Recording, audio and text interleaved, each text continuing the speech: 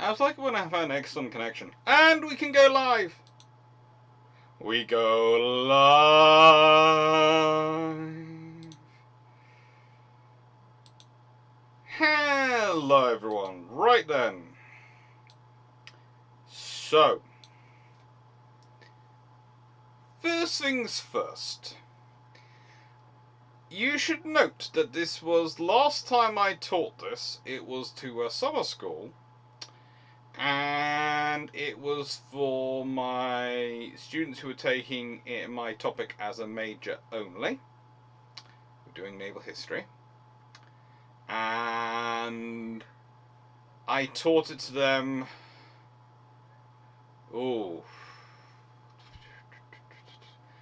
It must have been over 20 hours because I had them Monday, Tuesday, Wednesday, Thursday, Friday. Yeah, I had them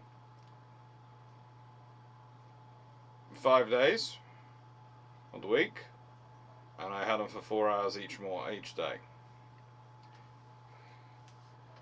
So yeah, it took 20 hours of me teaching a class of 4 for us to work through this all. So what you are going to be experiencing both in the live and the long patrol, which will come out on Saturday, are highly condensed. Now I have to admit, I've recorded the long patrol now 3 times, and I don't like any of them, so it's going to get re-recorded again. At some point someone is going to turn around to me and go, Alex, you spend a lot of time re-recording videos, it's not really a financially sensible use of your time. But until someone actually is in a position to tell me this, I ain't gonna pay any attention to it, and I'm just gonna keep being the perfectionist I normally am. So, hello everyone! It did take a while to succeed with the IT and tech. It did take a while to succeed. What can I say? And it's still saying USB device not recognized. I'm starting to wonder if the USB device is not recognizing is the microphone. Because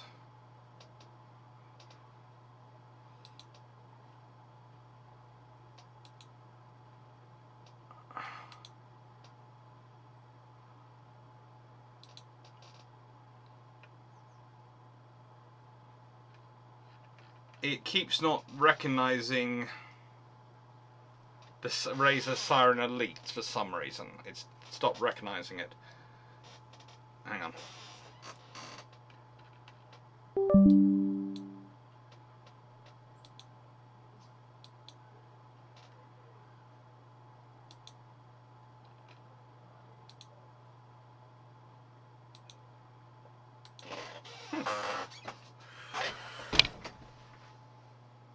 I wonder if that is it. I wonder if I've been looking at this the wrong end and thinking it was this end, and actually it was that end, and it's the cable on the siren on the microphone. That could explain what the issues have been. So I hope it's okay. I hope the sound's coming through okay.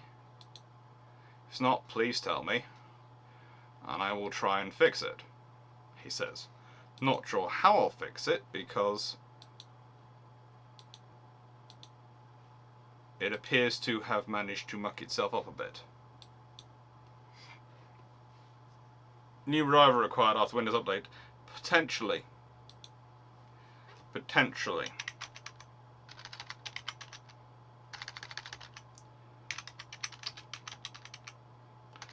But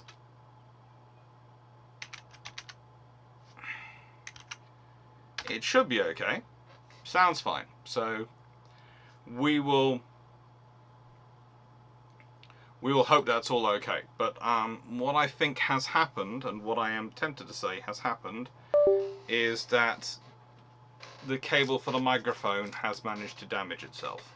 And that would explain why it's saying USB device not recognized.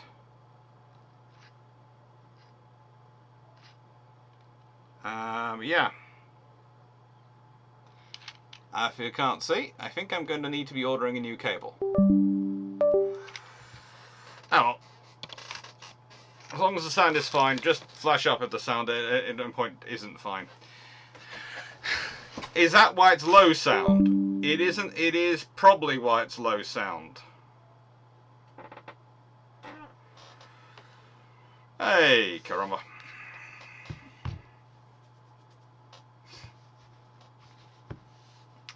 Hello everyone, hello Amelia Burron, hello Runon, hello Mark Harkness, hello Jack Ray, hello Duke Petchin, hello Peter Dawson, hello everyone, hello Calvin Gasberg, hello Jacob, hello Michael Cooch, hello DGB40, hello Stephen Richards, hello DH89, hello everyone. I think I said hello to Amelia, but I can't remember, so I'm going to say it again. Hello Plains Fox.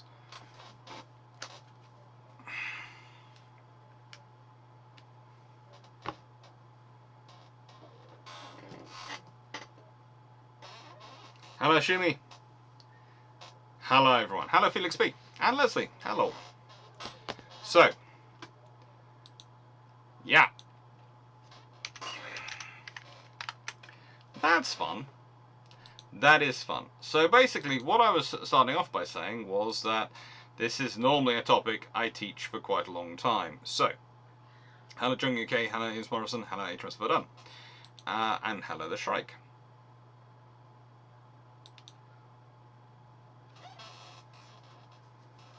Right then.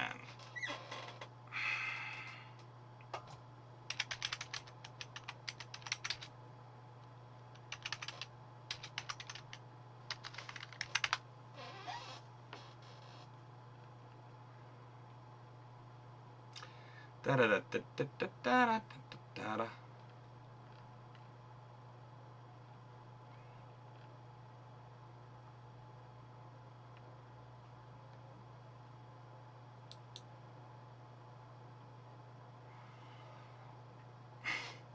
Hello Manly 6040.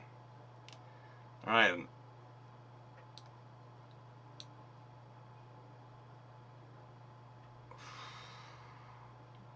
How long a cable is that? Yeah, actually.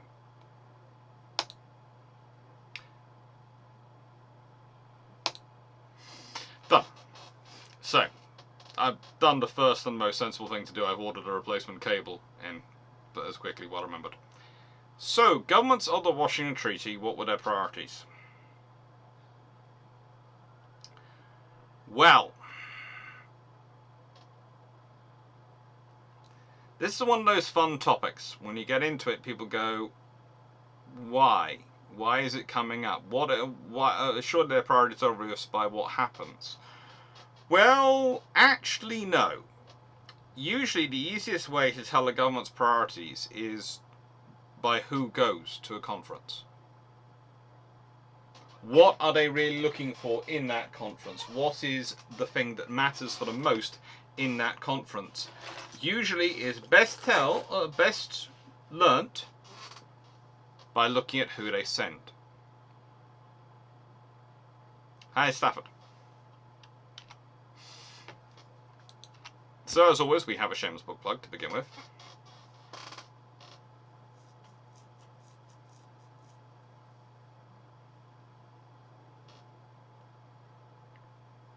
And thank you again to everyone who's bought this book. Thank you again to everyone who's been so kind with this book. And thank you to everyone who is been so helpful. And thank you to everyone who is who's pre-ordering a second edition. And hopefully there will be another book out this Christmas. Probably November. At this rate. Both the second edition of that and the new book. But let's start off with the representatives at Washington. Who were they? Who did they send? Who came along?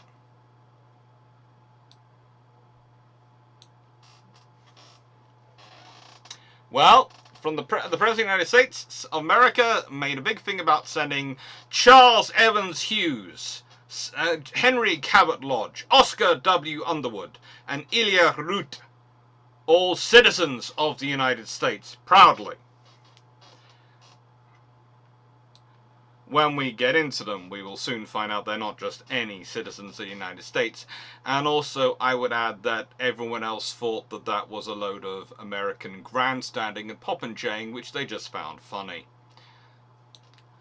Right, His Majesty, the King of the United Kingdom of Great Britain and Ireland and all of the British dominions beyond the seas, Emperor of India, sent the Right Honourable Arthur James Balfour, the Right Honourable Baron Lee of Fareham, and the Right Honourable Sir Auckland Campbell Geeds on behalf of the United Kingdom of Great Britain and Ireland. For Canada, he officially dispatched the Right Honourable Sir Robert Laird Borden. For the Commonwealth of Australia came the Right Honourable George Foster Pearce. For the Dominion of New Zealand came the Honourable Sir William Salmond.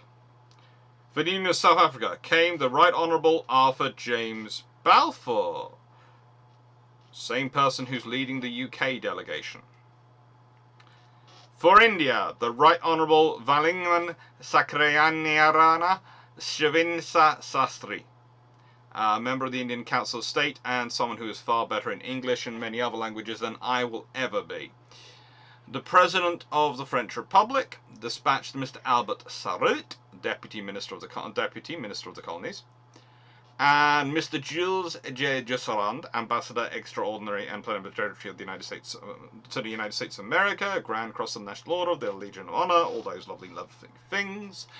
Then His Majesty the King of Italy sent the Honourable Carlos Sanchez, Senator of the Kingdom, the Honourable Vittorio Orlando Ricci, Senator of the Kingdom, and also the Ambassador and Plenipotentiary at Washington, and the Honourable Luigi Albertini, Senator of the Kingdom. And His Majesty the Emperor of Japan sent Baron Tommaso Kato, Minister for the Navy, Baron Kijuro Shidera, Ambassador, and Mr. Masano Hanehara, Vice Minister of Foreign Affairs.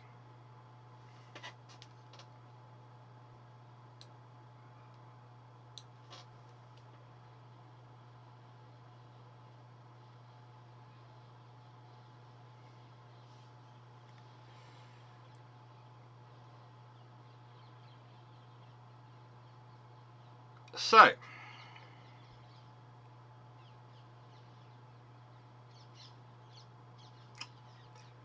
well, the point is, the Americans were trying to make a big thing about them being a citizen country. But when you look at the people chosen, in many ways they are even more partisan than the people who have been sent to by the other countries. And they're just as powerful.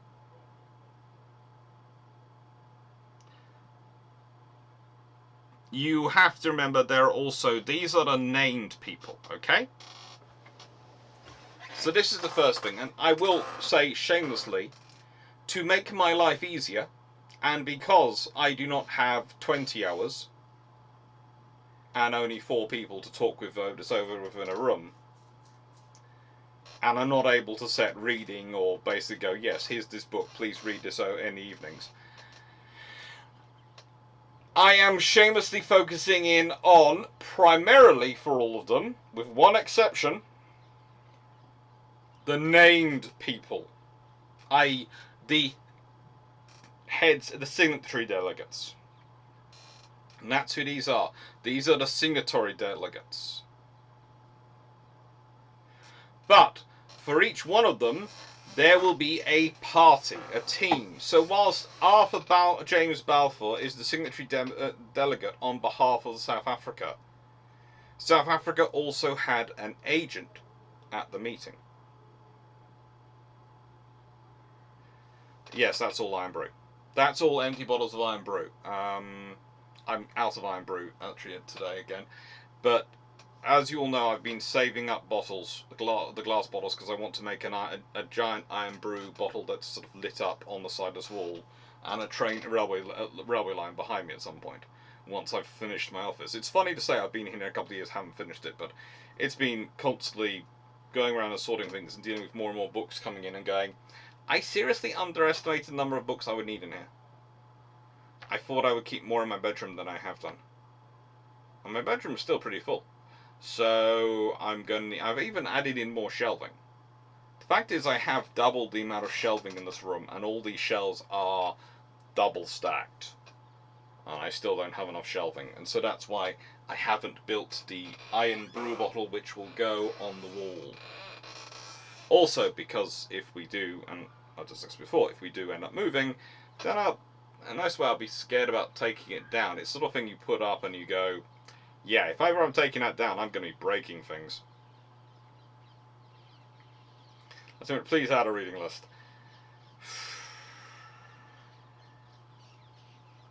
There could be some interesting reading lists coming up.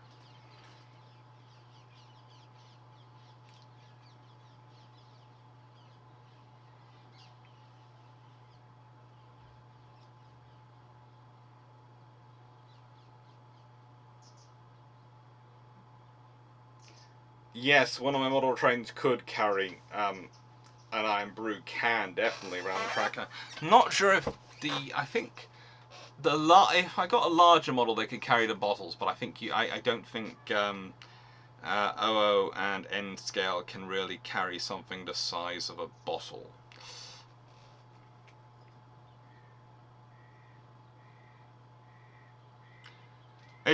Balfour is a Balfour type.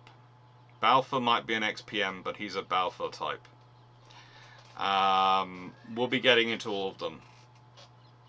They're all interesting characters, and again, you have to remember the politics back in that time, whilst it was very similar, it is similar to our own, it is also different. It's different in that there wasn't the incentiveness for petty partisanship. This is going to sound strange, but one of the things you find with instantaneous media that, things like social media, Twitter, etc. have brought about is that there is a big incentive for petty partisanship, for scoring for scoring points, making a petty point, a quick flash, a quick quip at someone online.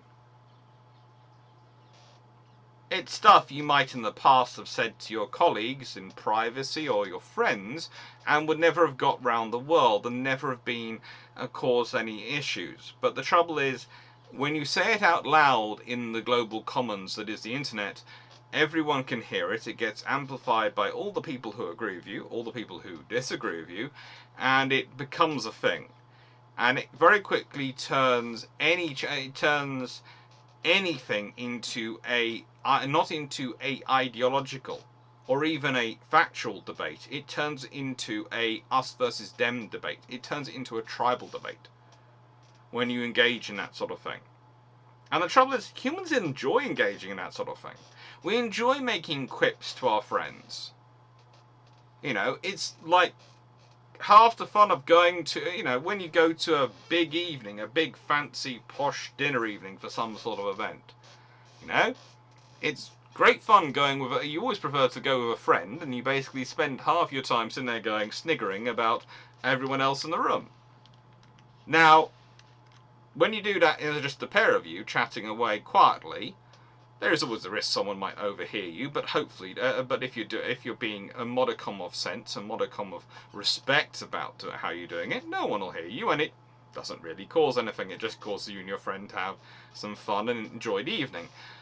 But if you were doing that in the same thing, but you were doing that with, I don't know, a loud hailer, or were doing it with a flashing sign that you had above your head, flashed up whatever you were quickly saying, and everyone could read it in the room, yeah, it would cause a large group of people to giggle, but it will also cause people to feel hurt, people to be offended, and there you go. Suddenly you have sides forming, and it becomes less and less about the facts and the content of a debate, and more about who is saying what, who is what, who, and which group they belong to. Now the thing is, in this period you don't have that. In this period you really do not have that. So you have a lot of things going on, but you can actually have, this is going to sound terrible in modern things, you can actually have true bipartisanship.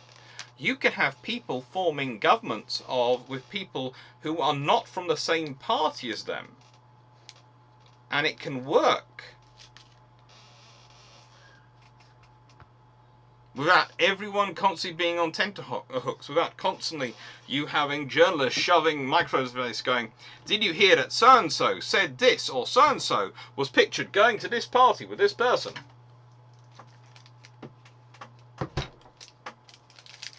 It's constant.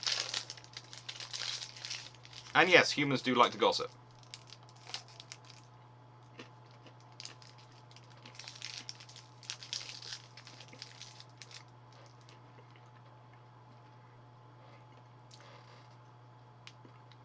Some things are pretty universal about humanity.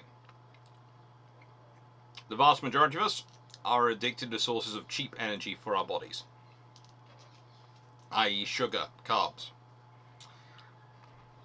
Some of us, the ones of us who aren't, but claim they're not addicted, are usually ones who either exercise a massive amount of iron will to avoid it, or have an allergic reason for not doing it, in which case they tend to miss it. And we also love to gossip.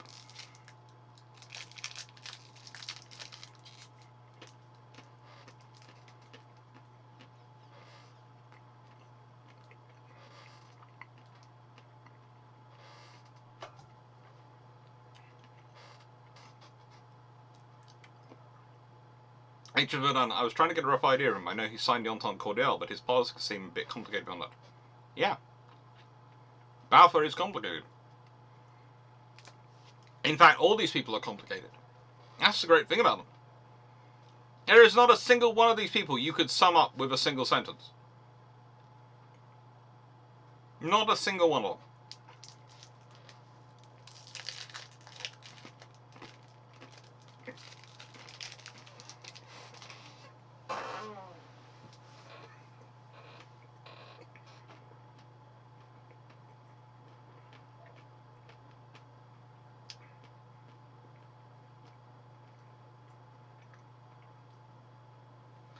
So let's start off with this. For anyone who's not an American, and we're going to start off with from left to right, 1, 2, 3, 4, 5 just to go up the top, then 6, 7, 8, 9, 10, 11 and 12. Pick out the president in this group, this cabinet. And then pick out, for everyone, who looks like to be the most powerful person in the room.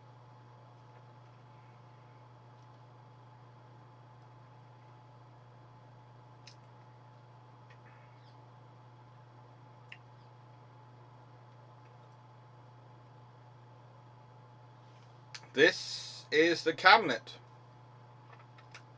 that is leading the discussion of the Washington Naval Treaty.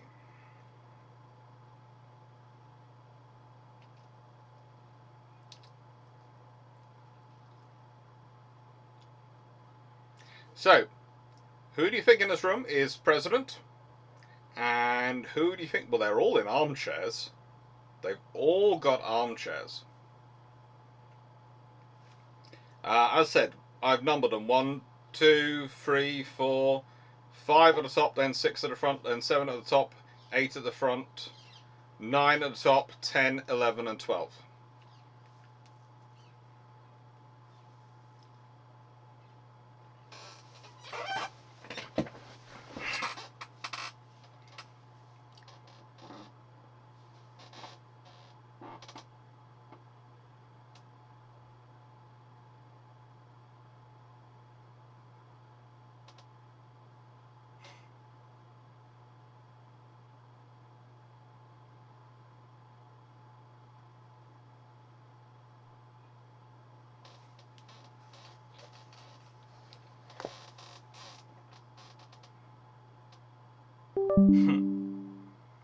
It's very hard for people to spout about things they do not know about.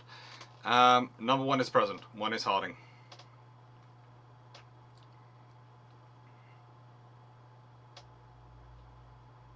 Yep. Those who are This is President Harding. This is quite a powerful gentleman. This, and we will just quickly skip back, is Chris Evans Hughes. Now, number 5 looks like he knows things people don't want him to do. Most of them look like they know things. Let's be honest. Don't take this the wrong way, but if we expand this, number 2 looks like he wants to hurt number 1. Okay?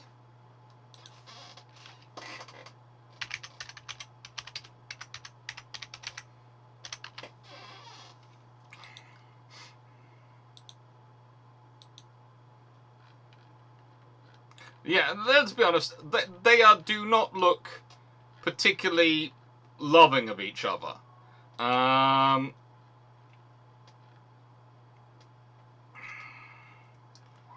In fact, honestly, I would say they really, really, really do not look that friendly to each other. But this is his original cabinet. There is Calvin Coolidge there. There is Charles Evan Hughes. And Charles is the gentleman sitting at the front, and he is the Secretary of State.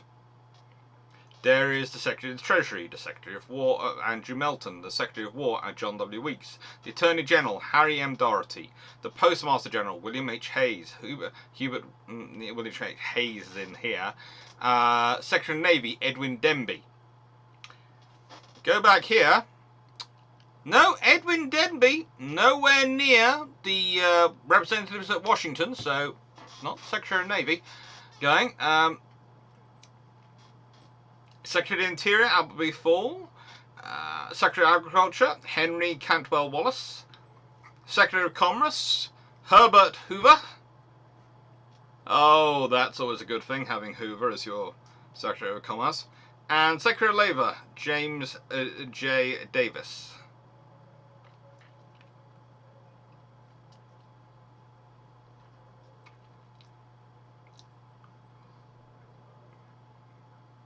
Those are the 12 people in that room.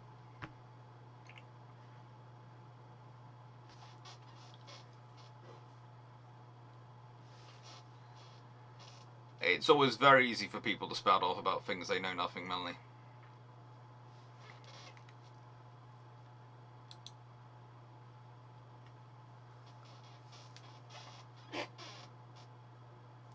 If Senator Tillman had been alive at its signing, it's very interesting to work out whether Tillman would have actually been in the conference. Because it'll be kind of interesting when we start talking about it. But what does Harding want? What is Harding's priority? Well, Harding, for starters, is the guy who makes the decision that the US should not join the League of Nations. He doesn't agree with any giving up of any sovereignty.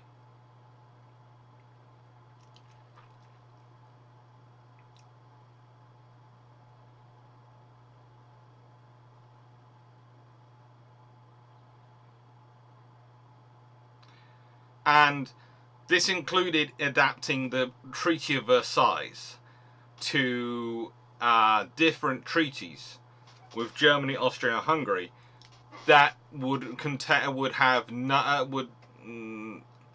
let's put it this way, which basically those treaties had all the League provisions, the League of Nations provisions, removed.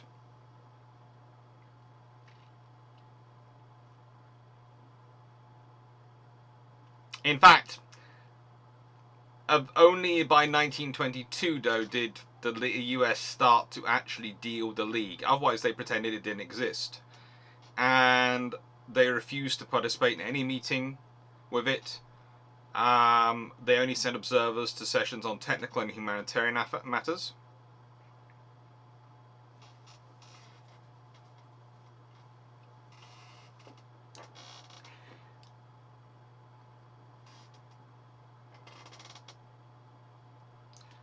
Harding did want to reduce, well, have the power to reduce war debts in negotiation, but Congress was very restrictive of this.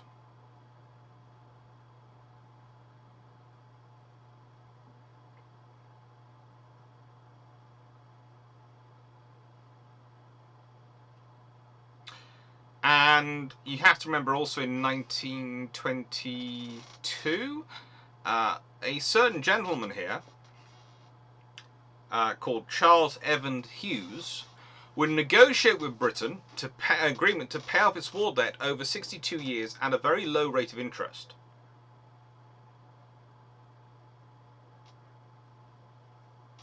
And that model became the model for everyone else. They knew they could pass the deal with Britain more quickly than they could anyone else. And once they'd passed with Britain, they'd set it as a plan. Now, disarmament is different.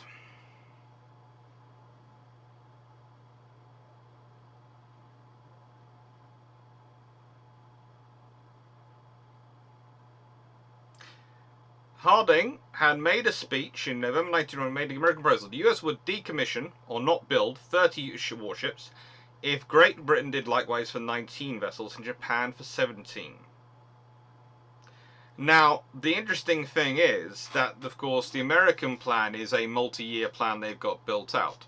So for the Americans and Japanese, we are talking about their building plan for not the next 2 years, next 4 years, but next 6, 8 years.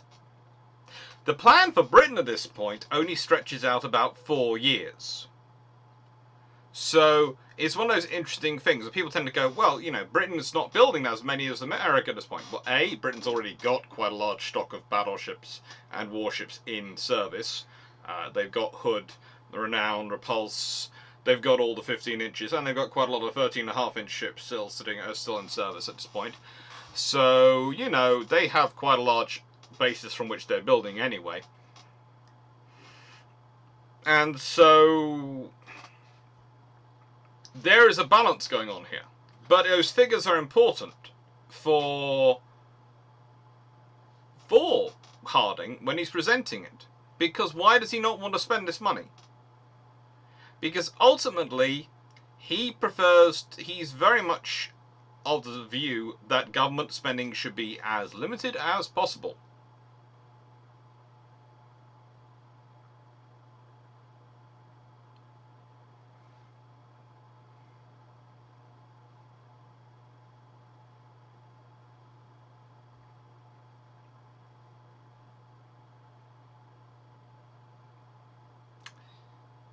And that's before you get on to the fact that they had trouble selling off the ships they bought in World War I.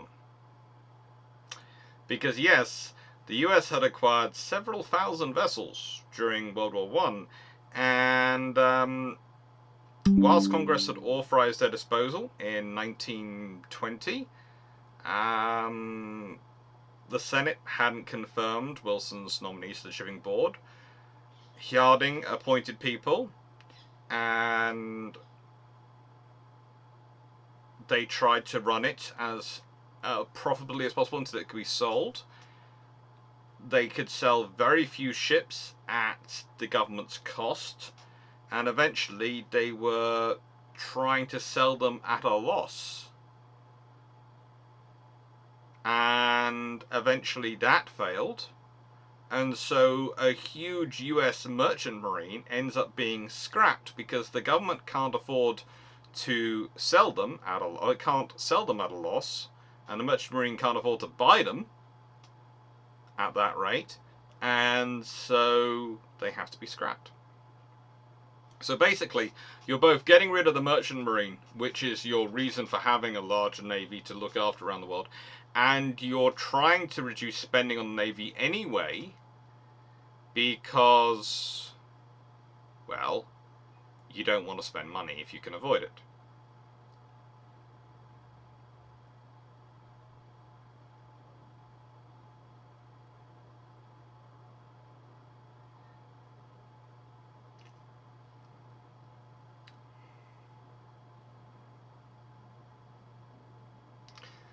You have mentioned multiple other presidents who are part of Harding's cabinet. Yes, again, this was quite a normal thing. It used to be considered fairly common that you didn't run for president unless you'd already been in senior office in the United States. And as a result, you could tend to pick out potential presidents quite early on. You just work out who was going up the track to president. I know, it seems so strange. These days we're used to people just getting popular and being famous and then going for high office. But in those times, it was... you needed to really graft at it to get up. And if you think about it, that's understandable, because these days you can get famous with a tweet that goes viral. It's a different world. This time, when Telegram goes viral, it goes to what, 2 people?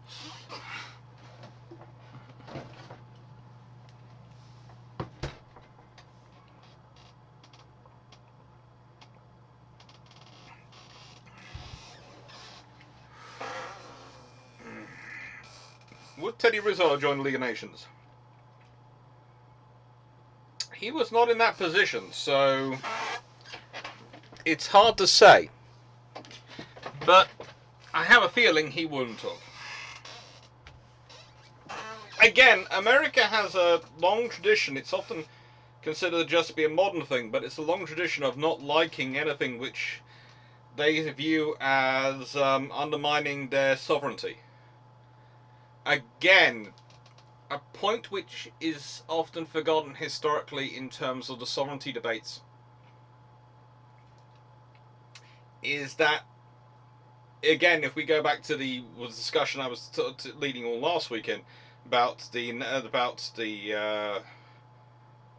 Navigation Acts, the American view, the American colonial view of what the English Constitution meant in certain matters, and the British view of it was different.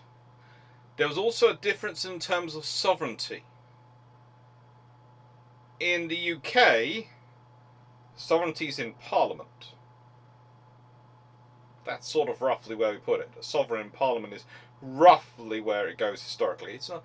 Please, if anyone's a constitutional lawyer or expert, you're going to go and go, well, there's this. I'm giving you a rough approximation. This is a naval history discussion, not a constitutional law. If you want constitutional law, there are some brilliant YouTube channels about that. There are some wonderful books about that. I will quite happily send you to them. But that's not my specialism. I'm just giving you a rough idea. But in the US, the sovereignty is the sovereign thing is the Constitution, i.e., as the citizens as defined as Constitution, and that's the sort of scenario. So there's a difference in where things lie, and so to an extent, you cannot accept treaties or anything which is in any way going to diminish the Constitution. Which is why a rather interesting thing to do with some of the wording in the NATO treaty. If you have a look at some of the wording in the NATO treaty, they are very, very careful. And same with the UN Charter. Very careful when it comes to certain areas. And it's one of the reasons why America hasn't signed up to certain other things.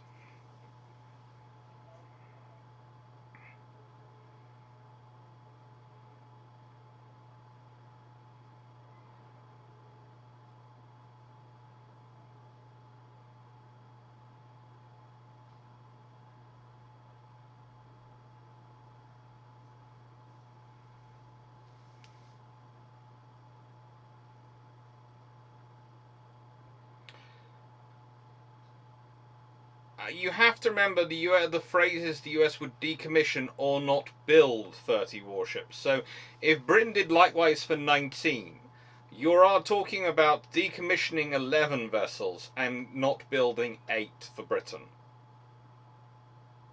So Knights of Golden, you've added on things which I can understand where you got it, but you haven't listened to what he said, or I mumbled the words.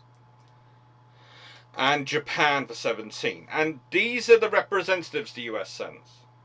Charles Evans Hughes, US Secretary of State, March 1921 to March 1925. One of the most powerful men in the United States that there has ever been. Okay? You cannot understate the power and influence of that particular Secretary of State. There is a reason why in this photo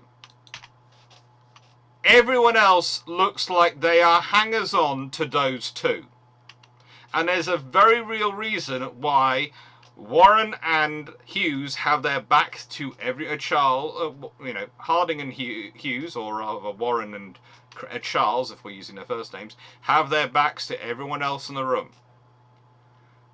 If you've done any study of the power of positioning and choreography when you're arranging a room, when you're arranging people around a table for a photo or anything like that, it's quite simple. It has been stated these two are the powerful two. And one has their legs crossed and one has them spread. Fun times. Jacob, he's sitting on the right hand of the president. I guess in that time table seating did still matter. Oh, it mattered a lot. And it's a very big symbol that those two are sitting there like that and everyone else is behind them.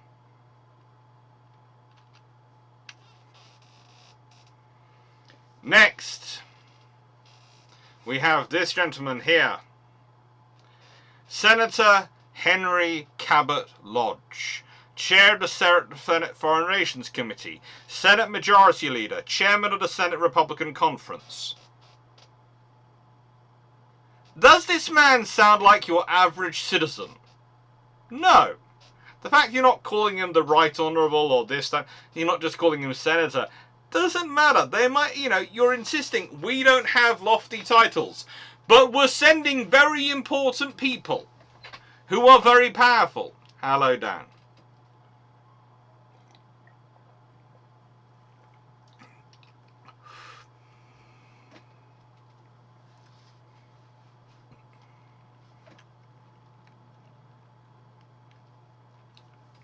We have Senator Oscar Underwood, Senate Minority Leader, Chairman of the Senate Democratic Caucus.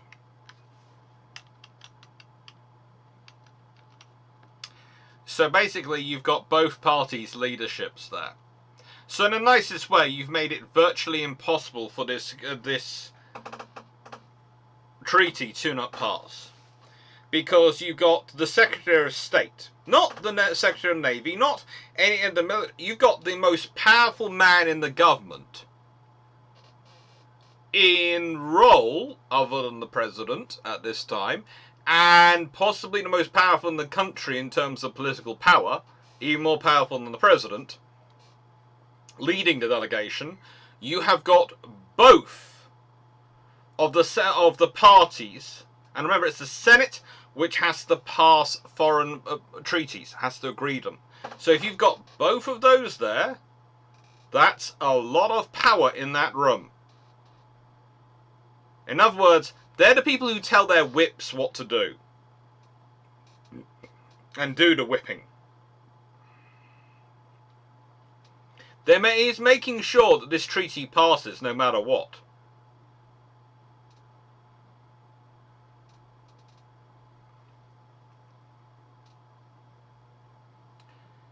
And Senate Majority and Elia Root.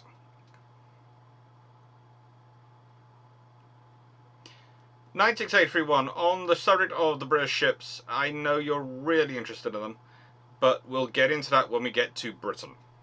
At the moment we're dealing with the American delegation, and as much as it might help you to, if I jumped around to answer your questions, that will go us completely off topic and throw things out of order. So we'll just save that till we get to the UK.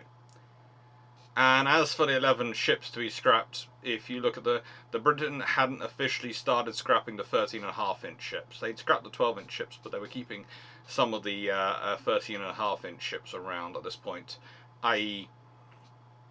the Lions, etc. And I would say also there's a certain battle cruisers for Australia and New Zealand that would be included in that that amount of vessels. So you know, there's all sorts of fun things that are being added in.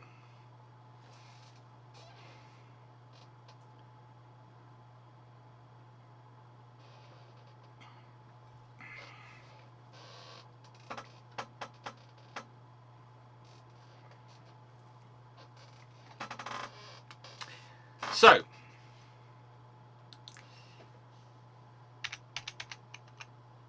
these people are powerful.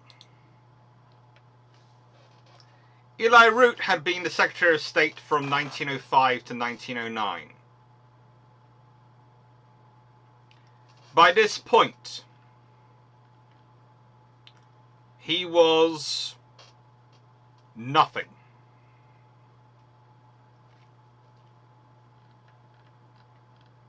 He really was. He was nothing officially. He had been Secretary of War, he had been Secretary of State, he had been a senator till 1915.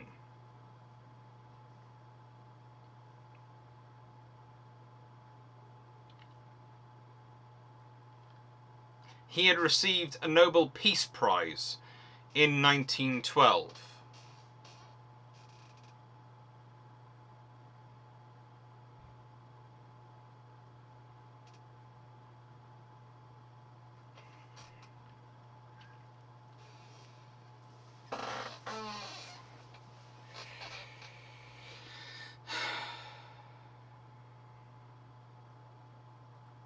He was a founding chairman of the Council of Foreign Relations.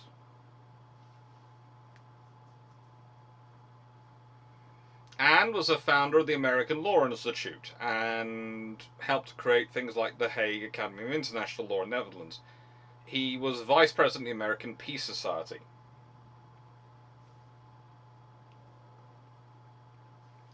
These are two people are sent because they will get whatever's agreed through the Senate. He is sent, the top Charles, because he is going to represent the government and ensure they get what they want. Choosing him as your fourth delegate, that sends everyone a very peaceful tone, but it also says this. America doesn't want to be engaged in the world. America wants peace with the world. We want to be engaged with words, but not deeds.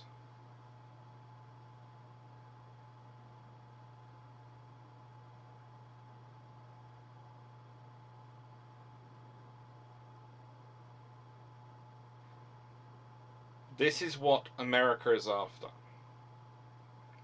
There are all sorts of things about them, you know. Oh, they were doing it to really put thumbscrews on the Japanese, or they were doing it because they were avoiding a naval race with Britain. At no point was there going to be a naval race with Britain. Why? Because the Congress was never going to pay for it. You look at the US naval construction, when they've authorized it, they're authorizing it on the idea they might get dragged into a global war. The moment the war is over, US Congress is trying to back out of spending that money as quickly as they physically can. They don't even want to spend money on selling merchant ships to set up their merchant marine. They don't even want to do that. They don't want to spend money on infrastructure and ports. The person who had pushed them to spend money, who had managed to get all that huge fleet pushed through, Tillman, is dead.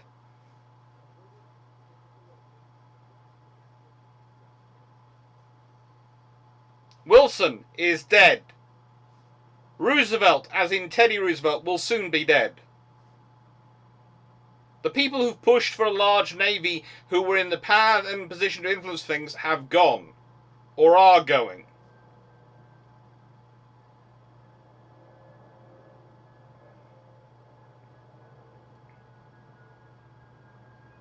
This group are the people who are...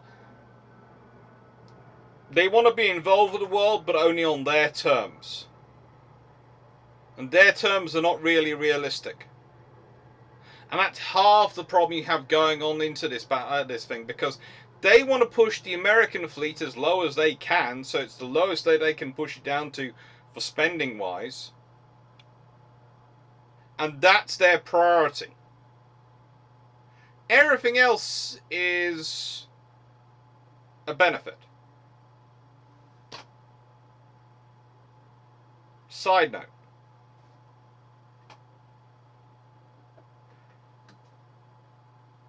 Now, usually, people bring up something like, oh, well, the British debt to America was massive. It's not as massive as you might think, but also, it's not as controlling on Britain as it might seem. There is an old saying, owe the bank £1 million, they own you. Owe the bank £1 billion, you own them.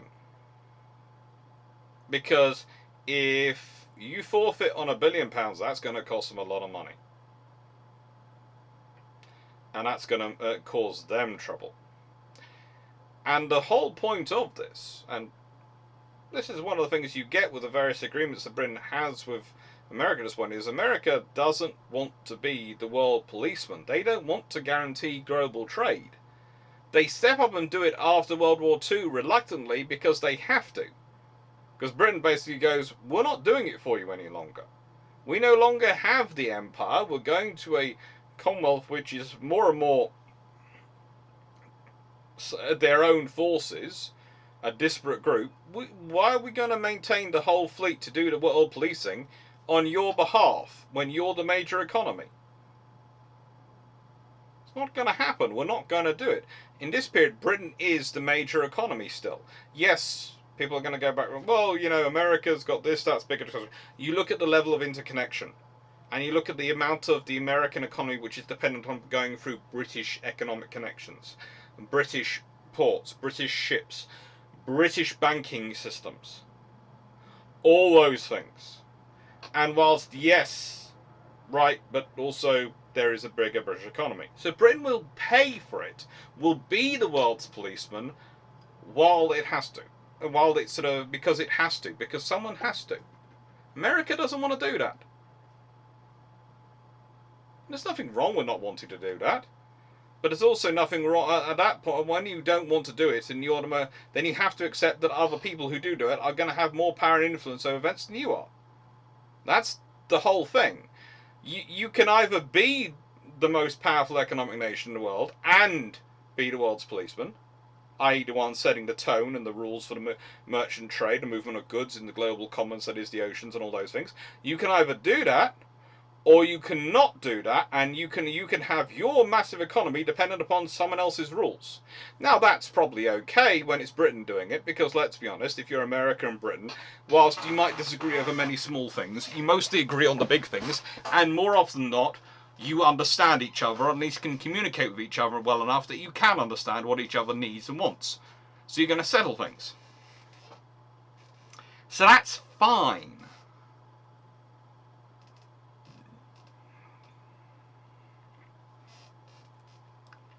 And for the British government, we'll get into it, but it's Lloyd George at this point. And so there is all sorts of interesting things once you're dealing with Lloyd George and his views on naval power.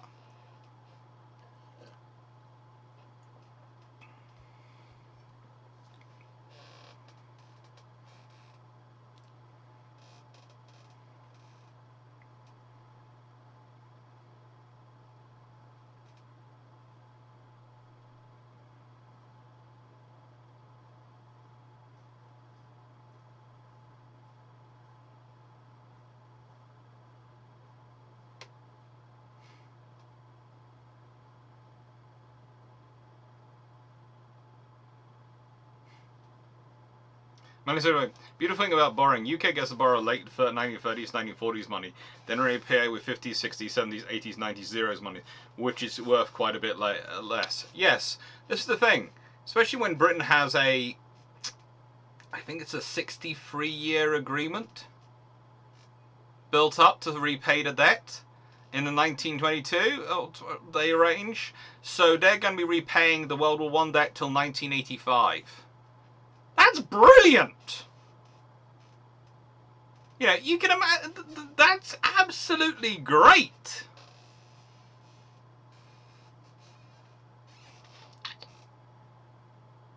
It's going to be a lot cheaper to repay the balance in 1985 than it is in 1920.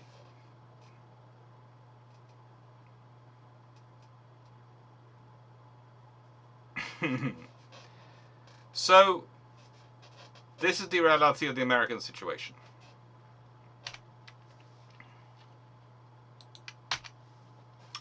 UK government. Well, this photo is taken in May 1917, and is the David Lloyd George's post government in May 1917. Oh, well, May 1918 maybe. I've got multiple photos of his cabinet at various points in the video. The point is, when you expand it out, you may notice that this is the Imperial War cabinet, and there's a lot of very interesting people there.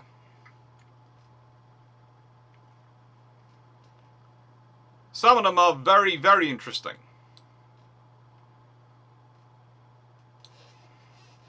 First thing, usually when I put this picture up in front of people, people go, "Oh, they're not all British." No, in fact, they're even less British than you necessarily look. Because there's a fair number of those who are Canadian, New Zealand, South African. It's all sorts of interesting people in that photo.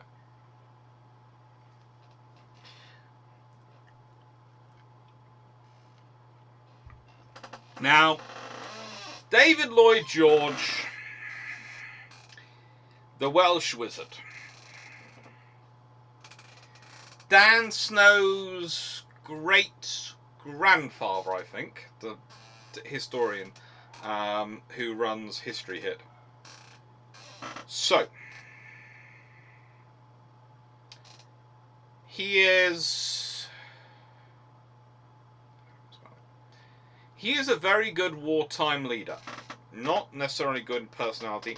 I don't agree with some of the things that are made about him being amorous towards everyone's wives. I think that's kind of overstated. Honestly, the thing is, we find a lot of hearsay and rumour about it. We don't find a lot of fact. Now, in my experience, there's very rarely is there smoke without some sort of fire. But there's also quite the possibility in this time period, considering some other prime ministers and people we had at the time, who used to prefer discussing things at parties with everyone's wives rather than their male colleagues who were at the party, because the male colleagues would insist on discussing shop the whole time, and they wanted to take 5 minutes off. So if they wanted a breaking conversation about talking about work, and I could understand if you were leader of Britain in World War I, you might want to break from talking about work. They would go and talk to the wives about what they were doing with their charities, etc. And of course, then people would say, "Oh, you spent all this time talking with the wives of so and so and so and so and so and so and so and so and so and so and so and so," and you go, "Oh yeah, that's because he's always after the ladies." But you can understand that, because if he's talking with their husbands, all their husbands want to talk is, "No, my ministry, we have all this problem with this, and you're sitting there as Prime Minister going, "Oh, for fudge's sake, I've already had you talking to me about this for 12 hours a day. This is my 2 hours off. Fudge off." You can understand it. So I'm in two minds on that scenario. It's a case of, I can understand why he would be talking to all the wives, for a reason other than he wants to go and have extramarital affairs or anything with them.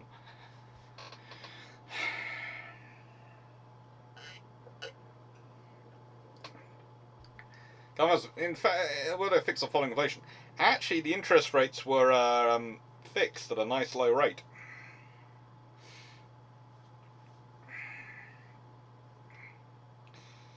It's not David Lloyd George. I'm embarrassed to say I've visions of explaining absolutely everything wrong on Haig and his constant attempts to undermine the British Army before the big German offensive.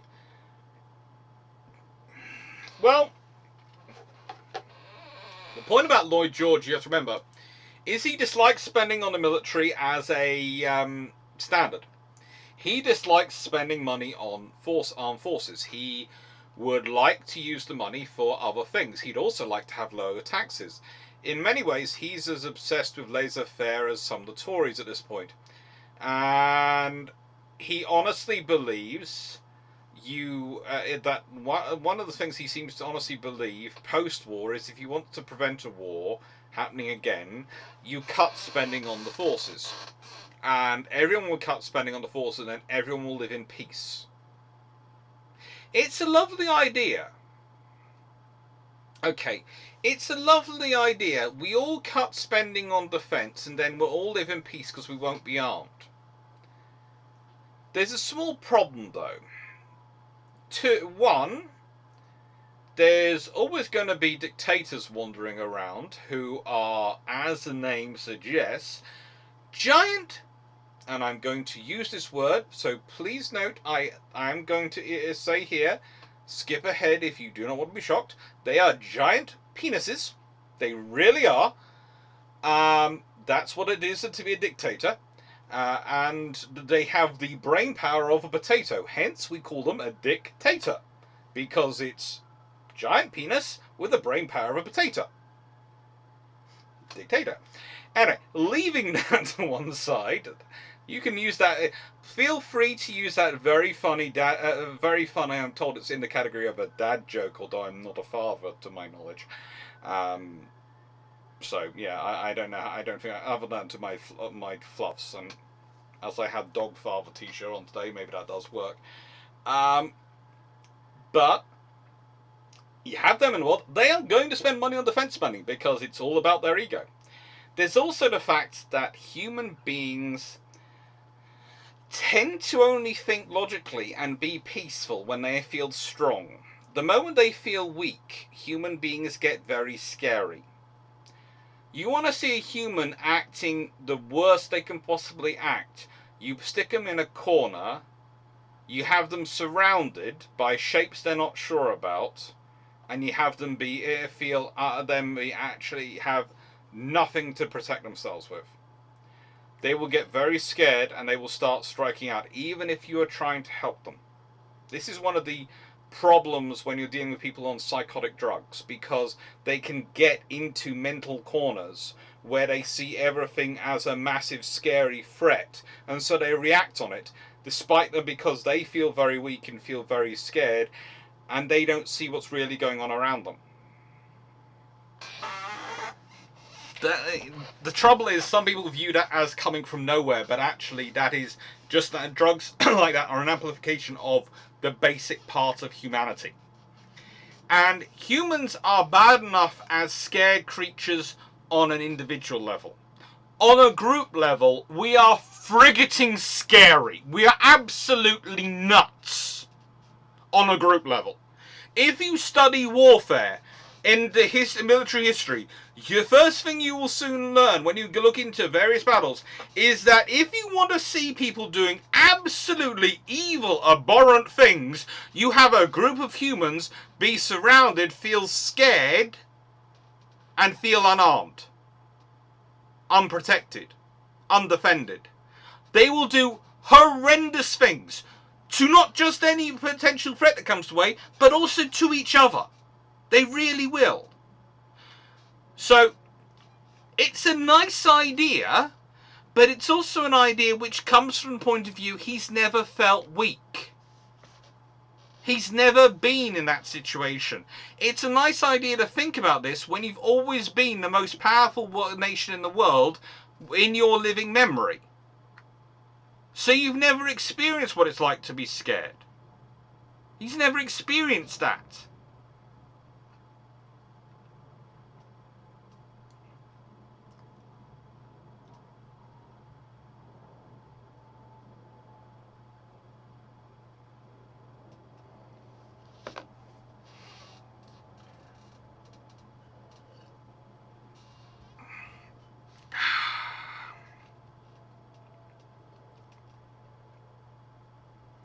So,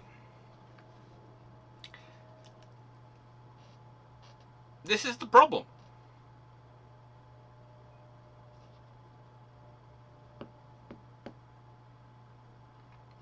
So the British government, they want to build a land fit for heroes, but they're also not going to... They are starting to build the beginnings of the welfare state, start to come in after World War One. Okay? There have been things before that. The idea that NHS comes from nowhere post World War Two, or there's just a report in World War Two and suddenly NHS appears, is a lovely myth, but it's not true at all. There are all sorts of things coming together after World War One, all sorts of things being put together to produce what will eventually become the NHS. And that's one of the problems we have with the modern NHS, because whilst it's very good as an idea, and make it free at points of, the trouble is it took over all sorts of little organisations, etc., and disparate organisations around the world, around the UK, were cramped into one giant organisation, and they had the idea to combine them all together, but no one thought about how are we going to put them together and how are we going to run them properly. And then it's developed organically over time to adjust the needs. All these bits have been developed, and some bits have been cut, and some bits have been siphoned off, and other bits have been grown, and some bits have been moved from one point and grafted onto other sections. It's a beautiful mess. And it's one of those scenarios where people start to sit there and go, I have no problem with the medics, I love supporting them, but I have problems with bureaucracy. I go, why do you have problems with bureaucracy? And they go, because it costs so much. And I go, do you know why it costs so much? And they go, well, no, because there's so many people it's blown. I go, no, it's because, in the nicest way, what we have is a 1940s idea of a central organisation grafted onto a 1920s, 1930s charitable foundation, government distributed organisation basis, which has then been put together and has then had years of people coming in with top-down or bottom-up ideas for how to revolutionise it. And at no point has anyone sat there and gone, hang on, does any of this all make sense? Do we need to restructure this from the get-go? Do we need to actually think about how we're doing this? Because it's become, and all these organisations, to an extent rightfully, but they do become, a political third rail where you touch them, you die. Politically. Well, we are dealing with the cabinet which set in progress a lot of the basis for that. And this cabinet is interesting. At the best of times, this cabinet is interesting. At the worst of times, this cabinet is a coalition government.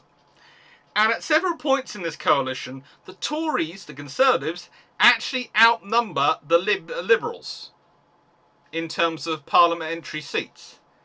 Lloyd George stays in charge until the Conservatives look around and go, why are we propping you up again? You're not a Tory, you're not a Conservative.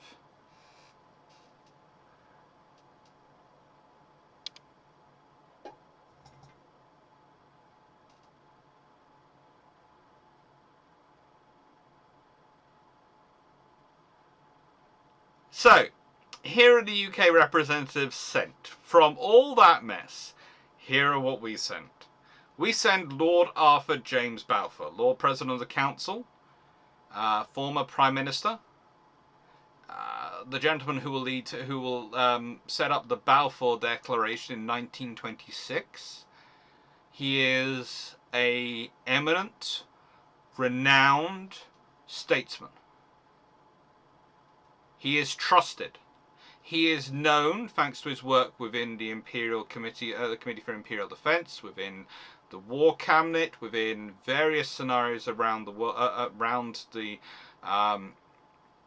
British Empire, empire-wide, and he has the trust and faith of everyone.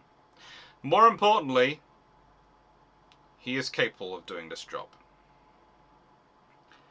Lord Arthur Hamilton Lee, First Lord of the Admiralty.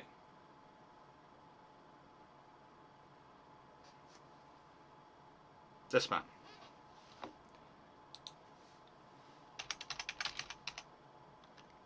Now,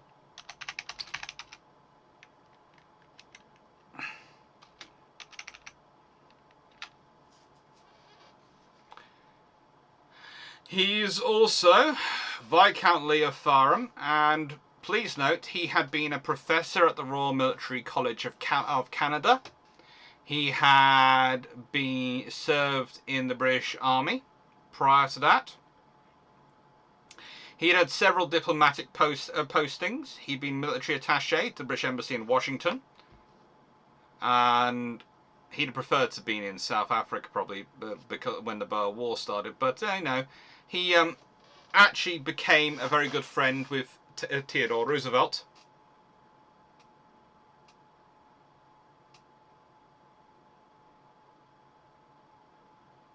And, well, he actually was made an honorary member of the first U.S. Volunteer Cavalry. That is Teddy Roosevelt's Rough Riders. So this guy actually got the badge of approval from Teddy Roosevelt himself. Got made an honorary member of the Rough Riders, and may or may not have actually gone into combat with them. We're not quite sure. So, pretty cool guy. Sir Auckland Campbell Geeds, brother of the Axeman, i.e. Geeds' axe, which of course cuts a lot of Royal Naval personnel, is the ambassador in the United States this time. This gentleman over here. Looks like an older version of Harry Potter.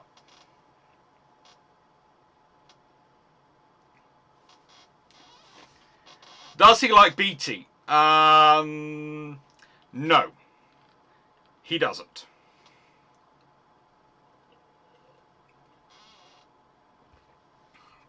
He was chairman of the Parliamentary Aerial Defence Committee from 1910 to 1914.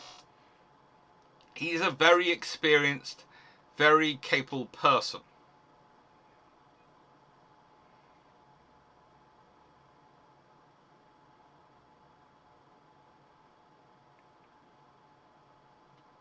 Now, what you should also note is he has a very particular part of British history. Because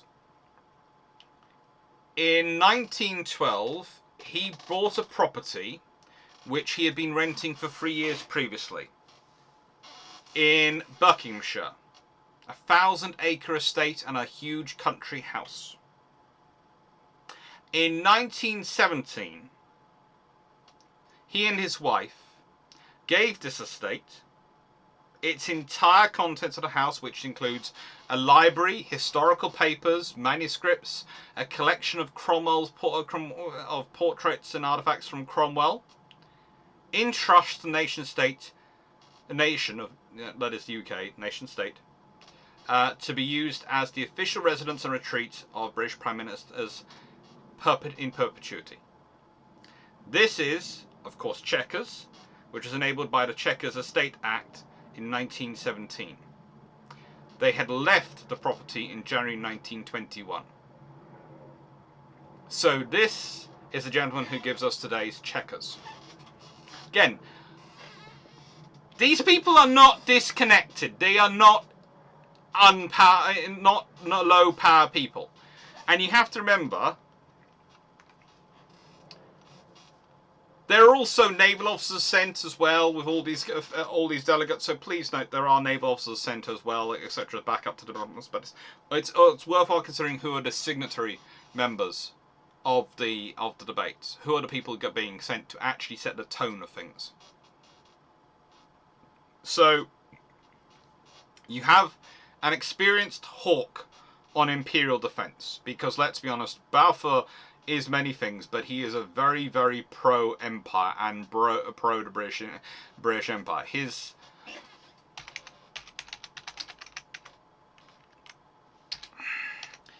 declaration in 1926. The autonomous communities within the British Empire, equal in status, in no way subordinate one to another in any aspect of their domestic or external affairs, though united by a common allegiance to the Crown and freely associated as members of the British Commonwealth of Nations, is pretty much the founding document and the founding purpose of the modern Commonwealth. So, yeah. Balfour is very, very pro the British Empire as an organisation. He fundamentally believed that as a freely associating equal status group of communities, the British Empire, Commonwealth, or the British Commonwealth as it became of nations, would continue to be a very big, powerful force in the world. And it was the best way of transitioning from Britain having to bear the cost alone to spreading the burden of looking after all these nations' interests as a group. He is well connected in America, well connected in the UK, and is, well, got it. And he's very knowledgeable when it comes to defence. And, well, Auckland Campbell Geeds, the first Baron Geeds,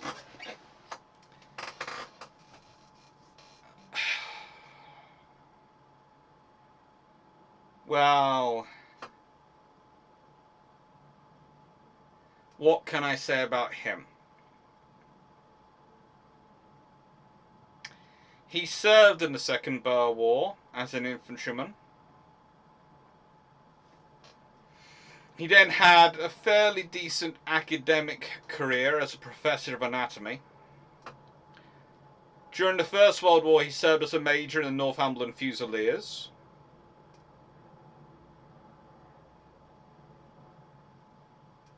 Director of recruiting from 1916 to 1917 at the War Office. He had been a Member of Parliament. He served as Director of National Service from 1917 to 1918. President of the Local Government Board, Minister for Reconstruction in 1919, and President of the Board of Trade 1919 to 1920, before he sent out to be the Ambassador to the United States, a role he was serving until 1924.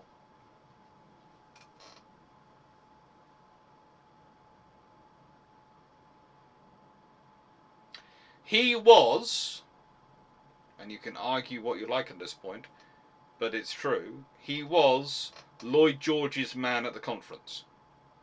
So whilst technically he is number 3 on the delegation, these two are very much the representatives of Britain as a whole and its ruling class to an extent. Although he is not that, neither of them are not friendly with Lloyd George, but they have a wider connection and political basis, and wider connections and influence than Lloyd George. Geeds is entirely dependent on the patronage of Lloyd George.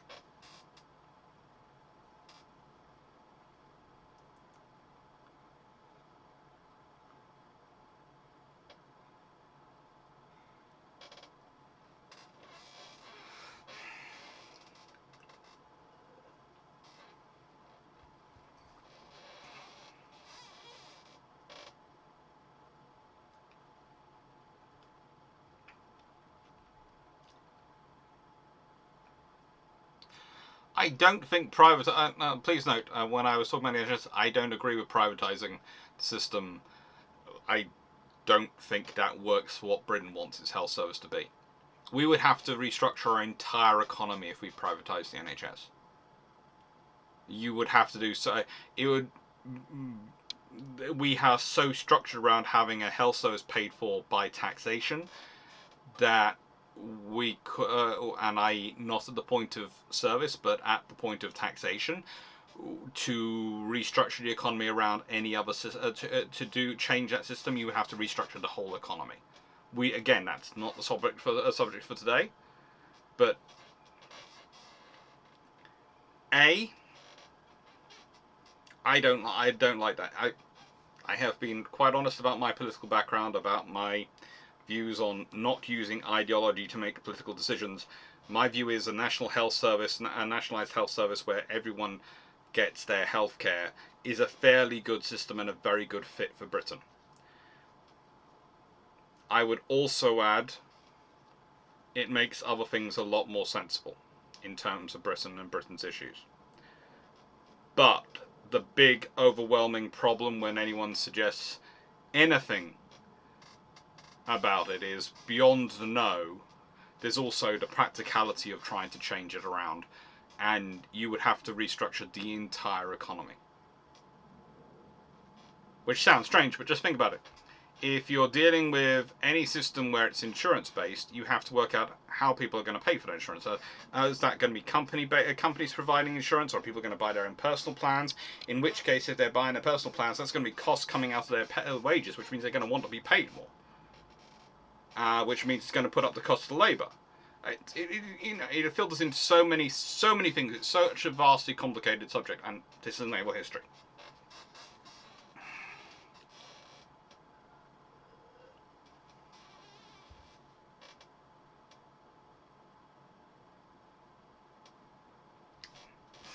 Mm-hmm.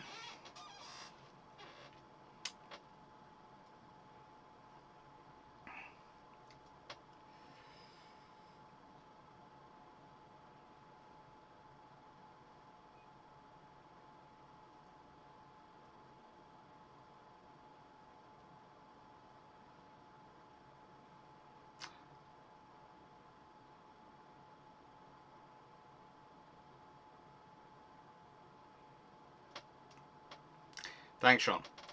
So, those are your representatives from the UK. And these are representatives from Canada. This is a representative from Canada. The former Prime Minister, the man who'd been Prime Minister of Canada from 1911 to 1920, Sir Robert Laird Borden.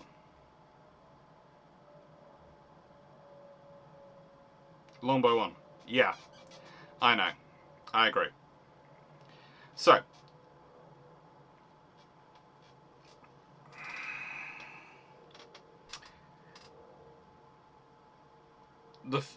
basically the former Prime Minister is sent, and the person who sends him is William Linton Mackenzie King, who was in his first term as Prime Minister. And one of the really interesting things is so many of the people who are involved in the decisions-making process which builds the Washington Treaty and puts the limitations in on defence spending, on naval procurement, that come with it, are still in power, are still in leadership positions when the chickens come home to roost in World War II. And they realise, oh sugar, we fudged up. Oh sugar, now we have to do a crash build program, and because of what we've done, all our infrastructure's dried up. Oh sugar. Well, yeah.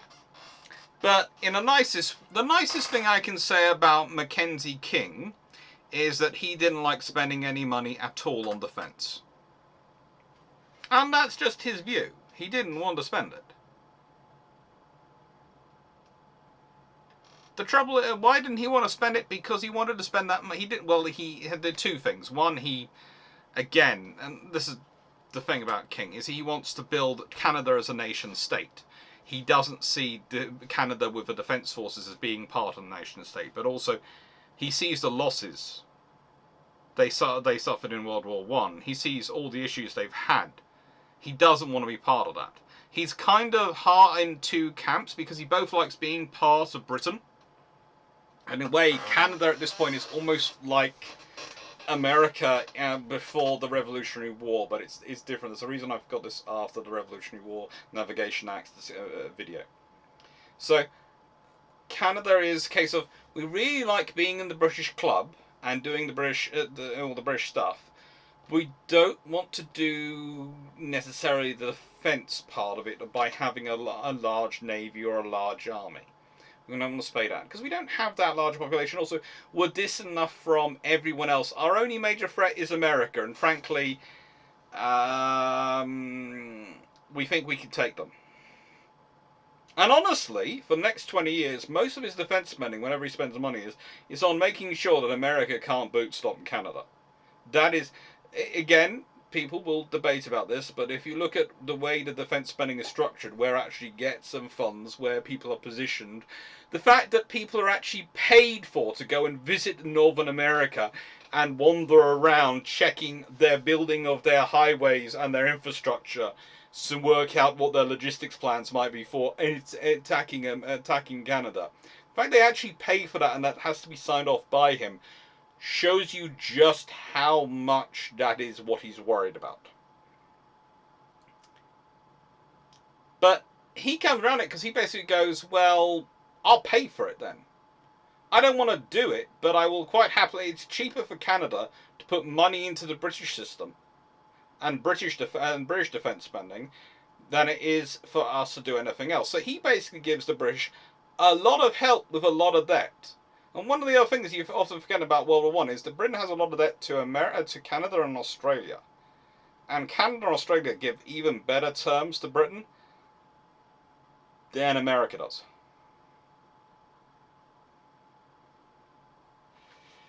And I would also, yeah, I don't want to get into the whole healthcare spending debate, not in this one. If you really want a discussion in brew ships, I suppose at some point it probably will come up again. But I would also point out that there isn't only two systems in the world. There isn't just America and Britain. There's also the German system, there's the French system, there's all sorts of systems, which are in all sorts of various problems.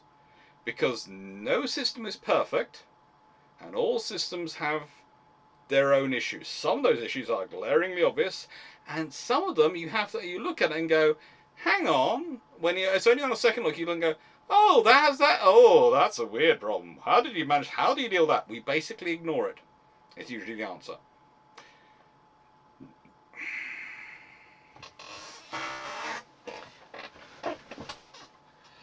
So, yeah, basically, as Sean Mack said, they want the collective security of the Commonwealth. They don't want to be an active participant in that collective security, i.e. providing their own troops for it, but they want to they are prepared to provide finance for it. And that's their role. So they're a passive contributor. And that's one of the reasons why Robert Laird Borden is chosen and sent. And if you go back here to this photo, you will see Robert Laird Borden. He's in the front row, sitting next to David Lloyd George.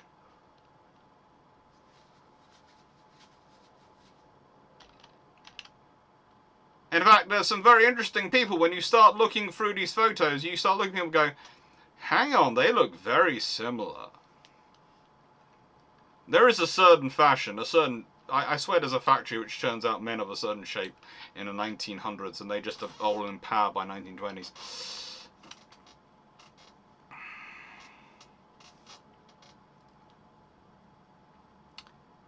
So, yeah.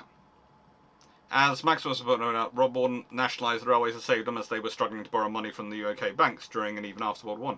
Yes, because they relied on British banks to provide them with their operating capital, which was fine when the British banks had plenty of money. When the British government has taken out massive loans from them, they don't have the money to give to anyone else.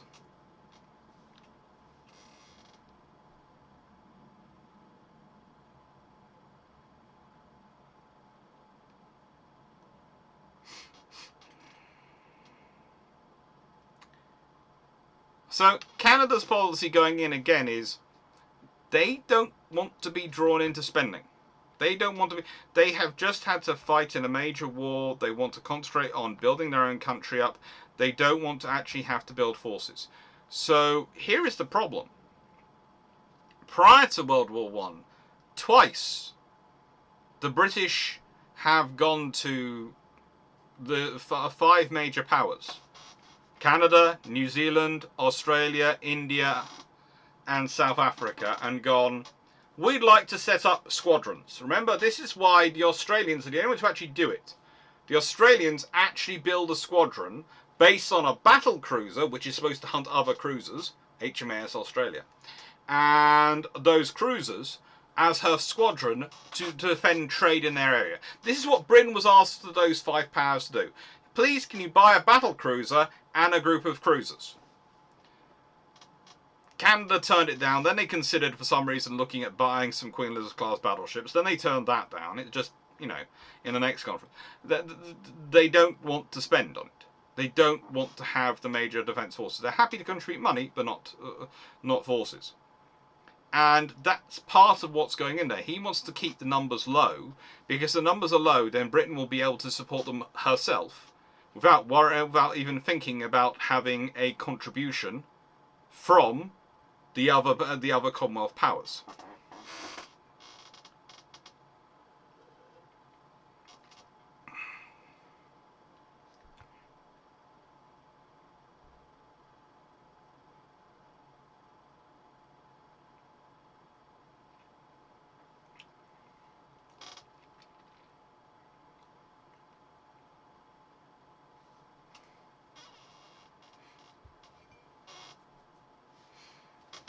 Imagine the indefatigable class being, well, more than six. You've got not 6 ships. Imagine it being, yeah, we'll go for 6 ships, because you then got the Invincibles, so you didn't have 9 battle cruisers which were around the world. And if they'd all been ordered at the same time, that would have just gone, oh frigate. That's a huge bump in battle cruiser numbers for the British.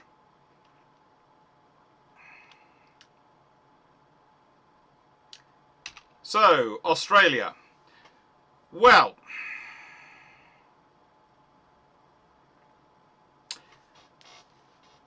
this is where I have a small problem come up.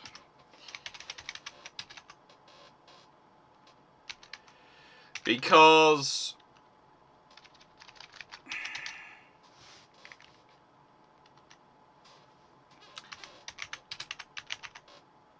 the particular Prime Minister, there's a particular Prime Minister of Australia which winds me up on a personal level.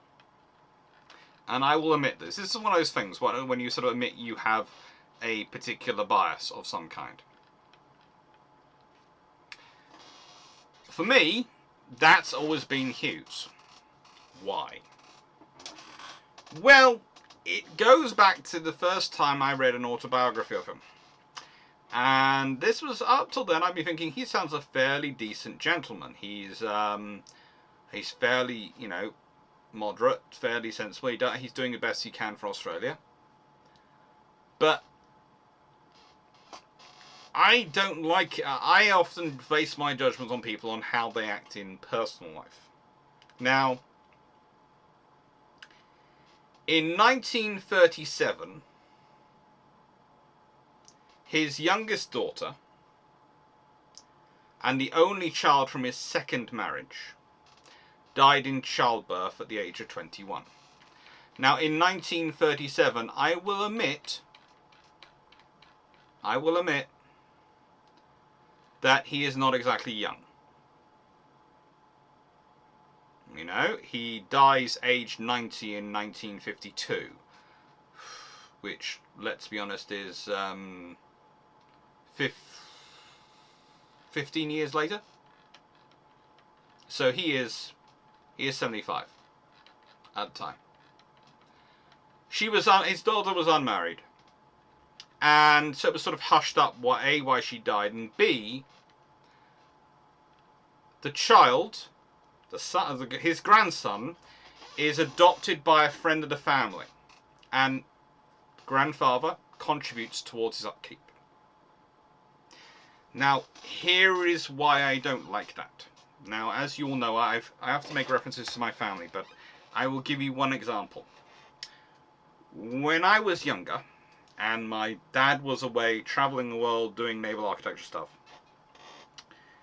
my mum got ill at one point. And there was a discussion amongst the family about what would happen to us if anything happened to her. And I remember it because the aunties were all having a debate about who this, that, the other. They didn't realise me and my sister were listening, but we were. And it wasn't nice, but they were all having their own difficulties and going da-da-da. And my grandfather, who wasn't in the room, hadn't been in the room, walked into the room. And he was not young at this point. He looked at them all, and I saw this from the position I was peeking in at, and just said, "There is no question of what happens if anything happens to Christine. They are my grandchildren. They will live with me. That's it." To me, that's a grandfather. There was no question, there was no debate, there was no further discussions. And actually, for a while, we did spend quite a lot of time with him, even though he was a widower and all on his own, while my mum was getting better. So we would go and visit him quite regularly, and we'd spend a lot of time. We'd be dropped off there, and he'd look after us for the day, and be very happy. And he was always happy to have us coming down. He would go for walks and do all sorts of things to entertain us, help us with our homework. He was a great grandfather. Now, to me, any man who can write and tell people that your youngest child, light of your life, all those things, she dies in childbirth, and then you let the grandchild be adopted by someone else, and you are not part of that child's life on a daily basis, even no matter, is not living up to your duties. It's not what you do as a good grandparent, as a good member of family. It's people turn around to me when I talk to Sanusi, go, well, he's an old man and all these things. And I go, look, he can afford nannies, he can afford assistants, people to do the running around stuff. So that's not the problem. He's made a choice not to be part of that child's life on a regular basis.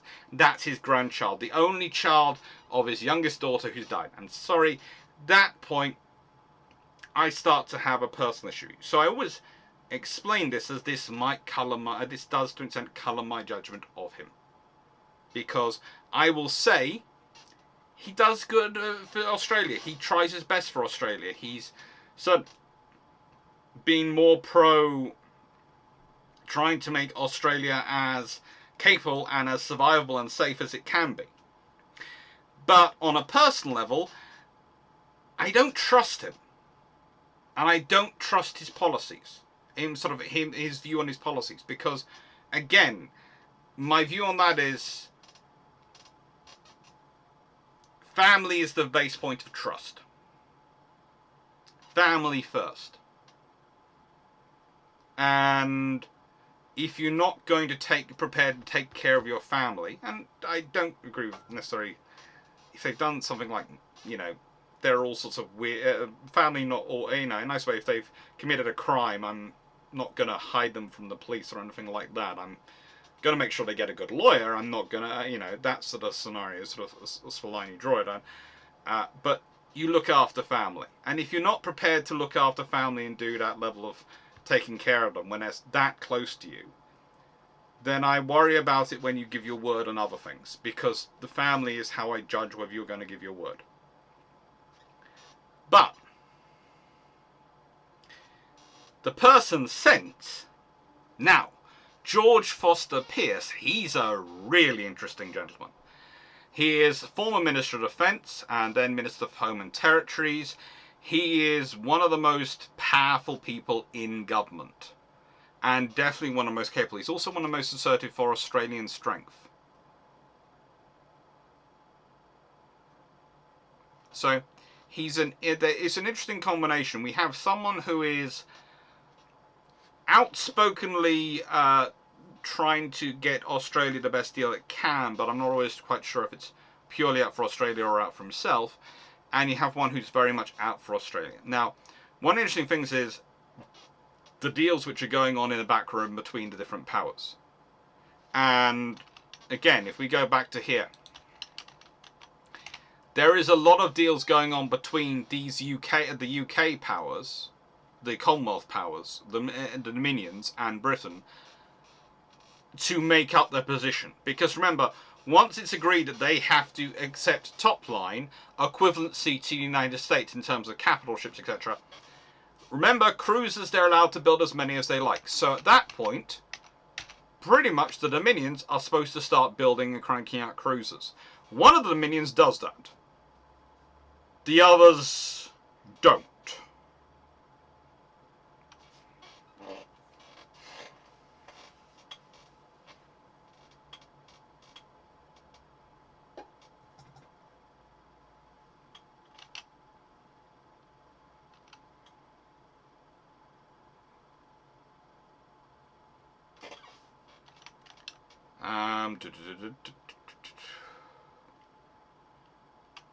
Oh yeah. Ronan, why does Auckland's early career sound like Doctor Watson with some of the details swapped out? Swapped around. It's always fun.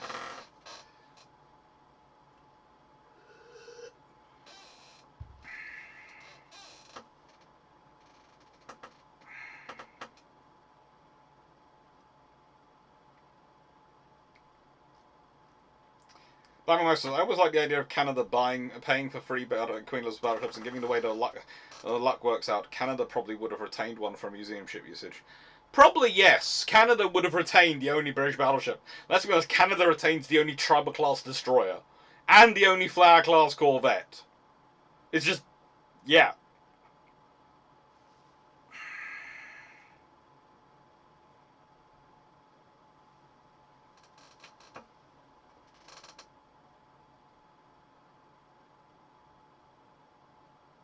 Pierce is one of those technocrat types. Yes and no. He's an interesting gentleman, is Hugh Foster Pierce. George Foster, I mean. There's too many Hughes and Georges going around.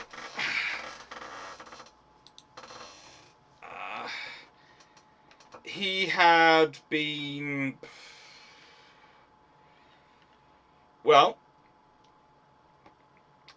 his father was a blacksmith of Cornish descent. His mother had been born in London. He grew up in Redhill, so not far away from where I live. Because, believe it or not, Redhill is just further into Surrey than me. It's where actually... Yeah. Oh, it's where my camera lady / director, Sam, best for some of my Christmas specials, used to live. He left school age 11 and then started working as a farm labourer. Later secured a carpentry apprenticeship, then moved to Adelaide.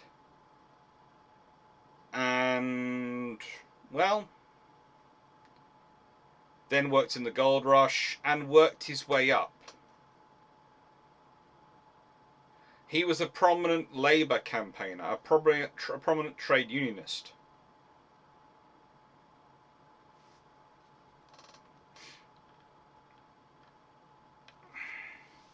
And so I'm not sure I would call him a technocrat because of that background. And he had a massive interest in defence.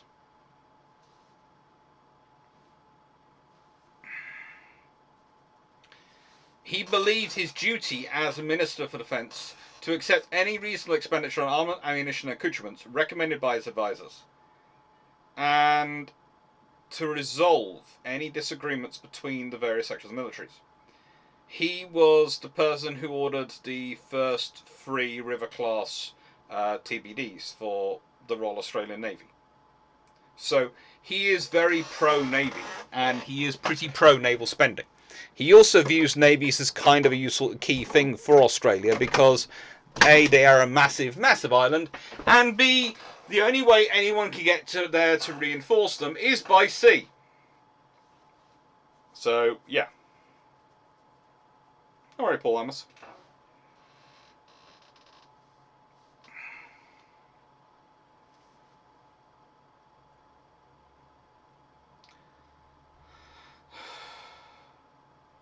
Nice around. Frankly, 40 anti-class cruisers between 1924 and 1929 at 8 per year over 5 years must have been the UK Dominion cruiser program. Pretty much, that was the plan. Remember, again, the Washington Naval Treaty places no limit on the number of cruisers you can construct. It places a limit on the total size of them. So, again, Britain could have built 40 cruisers, quite happily.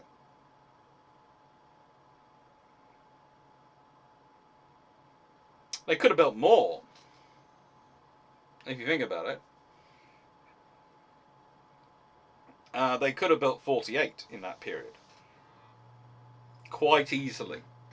And if Britain had built 48 Candy-class cruisers, that would have been a really interesting thing for the Americans to work around, because it probably led to a scenario where you had to accept a heavy cruiser tonnage limitation for for major nations of 500,000 tons. Maybe the same for light cruisers, in which case the Royal Navy would have gone, woohoo! We get enough light cruisers! Yeah. You can just imagine, you're allowed 50 large cruisers and 50 heavy cruisers and 50 light cruisers. Thank you. We're very happy. You know, it's a case of we're not selling them off. They're part of our defences. And America at which point going, we are now going to build our cruiser swarm. And Japan going, we can build a cruiser swarm. Because again, if it's a 5-3 ratio, and Britain and America are allowed 50 each of them, then Japan's allowed 30 heavy cruisers and 30 light cruisers. And just imagine, if Japan's building 60 cruisers, they ain't going to have the slip space or the yard space to build any aircraft carriers or any battleships. They're just not. Could change the entire nature and shape of World War II.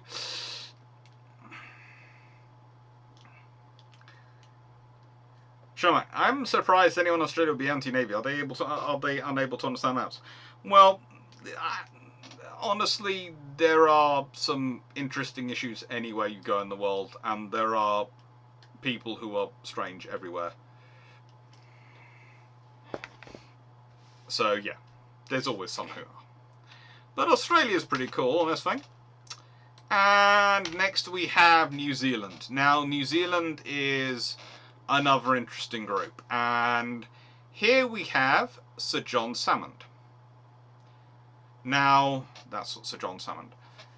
He'd lost his eldest son, Captain William Guthrie Salmond, in France in July 1918. So think about that. His son had been in World War I from pretty much the beginning, in terms of New Zealand involvement. He managed to get through the whole way through, and then got killed in July 1918.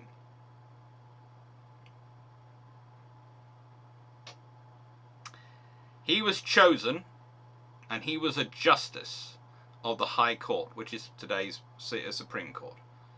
He was chosen by Prime Minister William Ferguson Massey, aka Bill Massey, who had been leading New Zealand since 1912 and would hold the post till May 1925.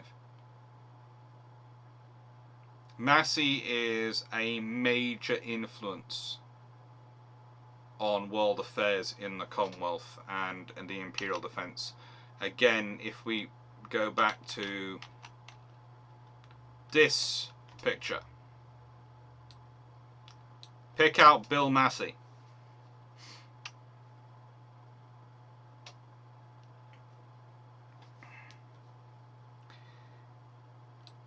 Massey had the issue that New Zealand was not particularly economically strong, was not particularly infrastructure strong, and they had limitations on what they could do. You must remember, they financed HMS New Zealand, but they couldn't pay for all of it, and they couldn't crew it. The reason they couldn't was because they didn't have enough naval personnel and they couldn't sustain a ship that size. So Australia wanted to and could do the cruiser squadron program. New Zealand wanted to but couldn't do the cruiser program.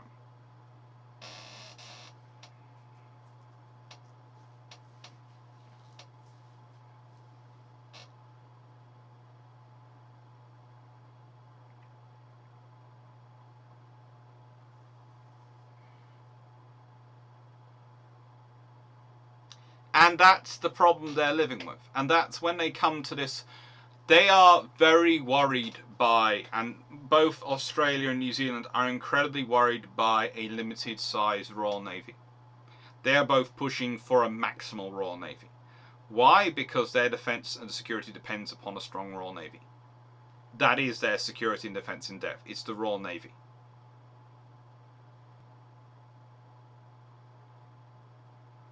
Actually, I think that picture shows a lot of how cyclical male facial hair is in popularity.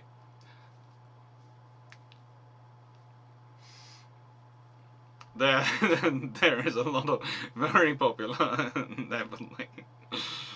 Oh, you are probably right. But in my case, I have it because it helps hide the double chin, which I always get when I'm writing, and then I lose once I start getting back to the gym.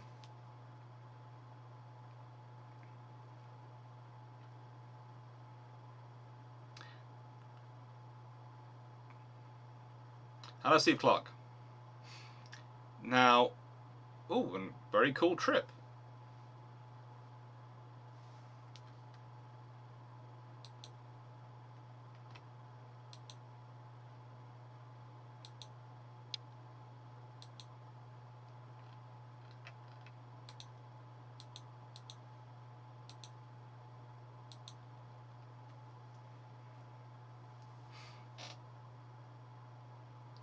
Now, the defence-wise, what are they going to do?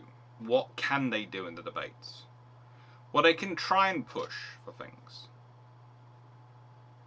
But they're limited in what they can push for, because again, the trouble for New Zealand is that, again, they might want the Royal Navy to be as large as possible, they possibly can, but they can't afford to really do that much for it.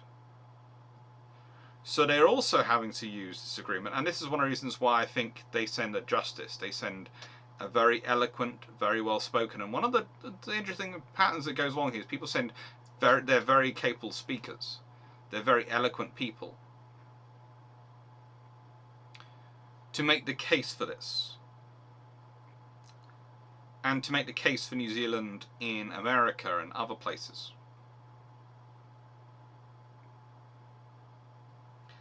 Hopefully not, Paul Amos.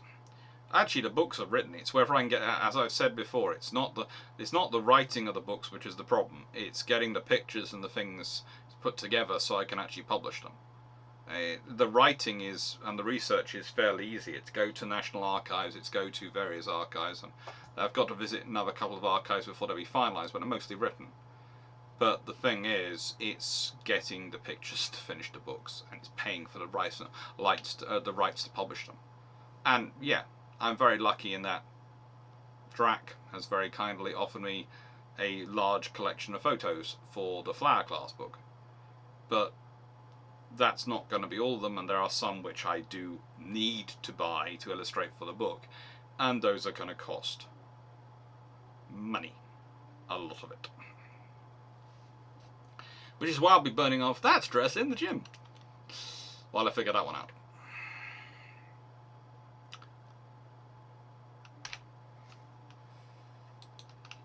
And then we have South Africa. Well, South Africa asked Arthur Balfour to represent their interests. Why?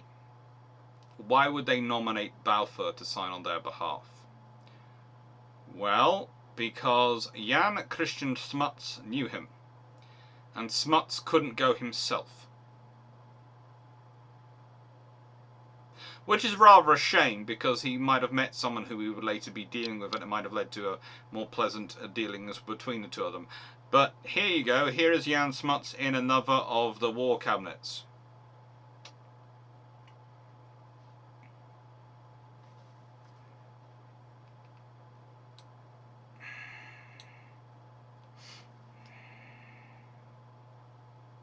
You can see Jellicoe there as well. You can also see that Smuts is sitting the other side of Massey. Big guy Massey. Very useful for pictures. And, of course, also, we go down to Borden. And if we have a look, you can see all the various people who are there, all their importance.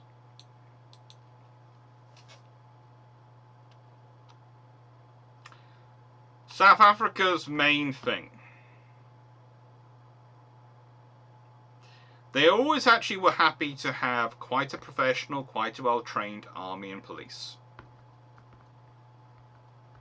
as anyone who's read any of the discussions about the US Civil War, which is more often read than other areas of books, will note that the South often had a well-trained army and well-trained militia as their backbone of their forces. Why? Because they feared slave rebellion.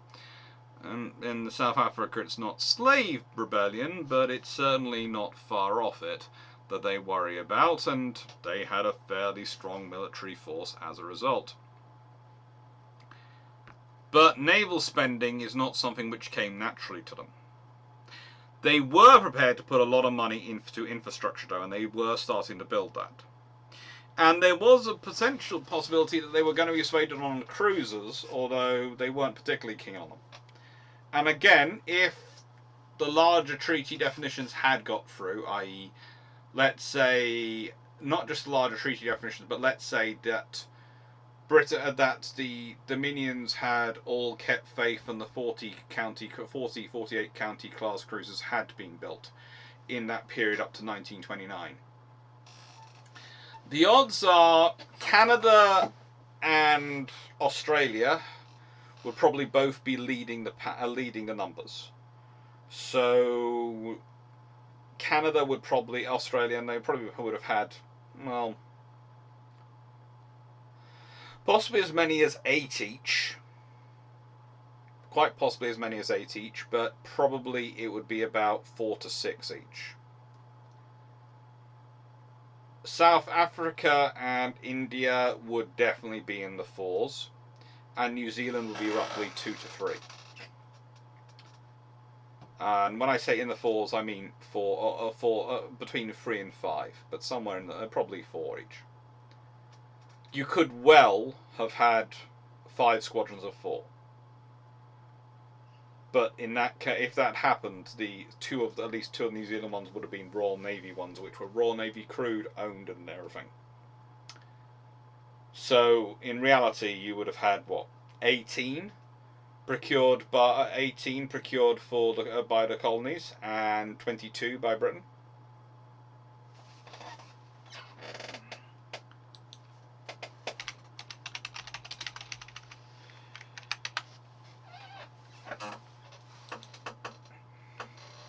If we consider that there are only actually 13 actually historically built, that would be a massive difference. A massive difference, and 15 if you count Exeter and York.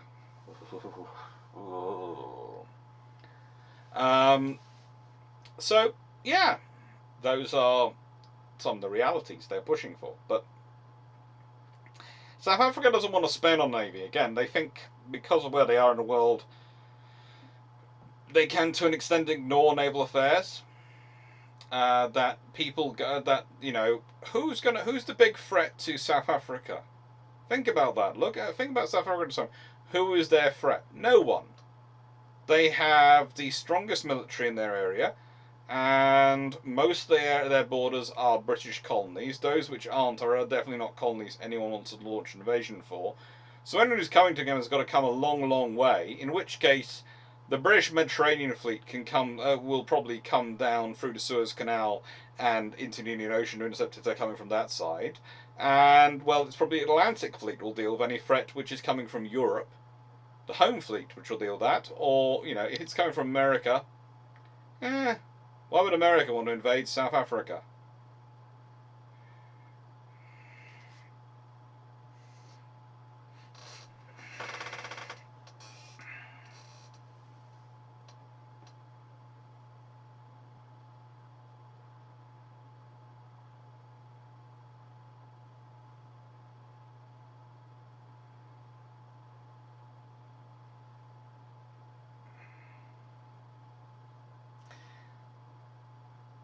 The reality also, like to go from before we get into it, is you'd also probably be dealing with a similar number of light cruisers we passed on, so they probably also end up with that sort of break for light cruisers where the Royal Navy operated 22 modern light cruisers and the Dominions operated 18.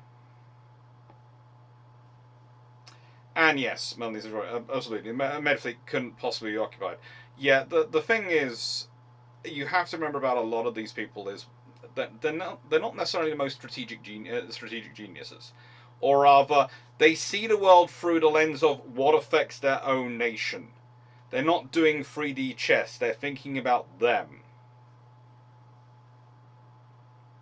And as got base address, Home Atlantic Fleet could still intercept the US, and anyway, if it came down to it, they could. They could. But yeah, I think if the British Empire is in a war against America, they have other issues to deal with than necessarily defending against an amphibious assault on South Africa. And I think there would be more issues. But I think also America would have more issues on its plate than necessarily it would like to believe, because in that period, war between America and Britain could well lead to masses of war in South America. It's just not a scenario you want to get into, and it's a very, very unlikely scenario, which is the entire basis of the Washington Naval Treaty. It's the entire basis of the agreements worked out between America and Britain, is that war between them was never likely and would never be likely. I know Roskill writes, the threat of war with America, da-da-da-da-da. No. That's only if you analyse and look at it as another naval race which has just magically appeared. When you realise and when you kind of carefully put it into and work out and go through it and go, hang on, they've been in a tech race with the Americans since about 1902. Oh, that makes sense. There's been an Anglo-American naval tech race going on for years. That could quite happily have continued after World War I and wouldn't have caused any trouble to anyone in the world. The British would have been building 4 capital ships every couple of years, over every couple of 2-year period. The Americans would probably be doing roughly the same, and they'd be happily getting better and better and better, costing their economies barely nothing, but giving them a lot of defence and a lot of investment into their wider infrastructure and their wider development and technology sectors, and would probably have just scared scared every single frigate out of the rest of the world, because at a certain point the rest of the world would turn around and go, but we haven't. You're what now on generations? Yes, we are on generation 15 of dreadnought battleships. What are you on generation of? We skipped a few. Like, how many did you skip? We're on our fifth generation. Do your battleships all have the ability to fire up to 55 degrees and auto-load? Yes! A frigate.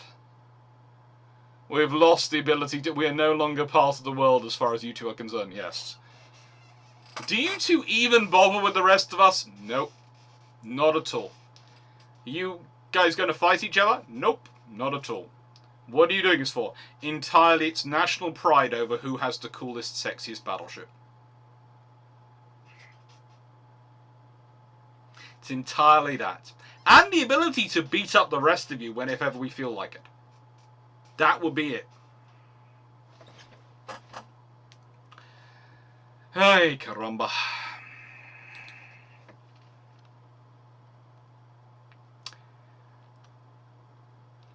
And India. Now, this is one of the interesting things again, is that people go, oh, India sends representatives, but how's India sending a representative? They have a governor. They don't have they do have elected members of parliament. They have, as of 1919 Government of India Act, there has been all sorts of things created, including the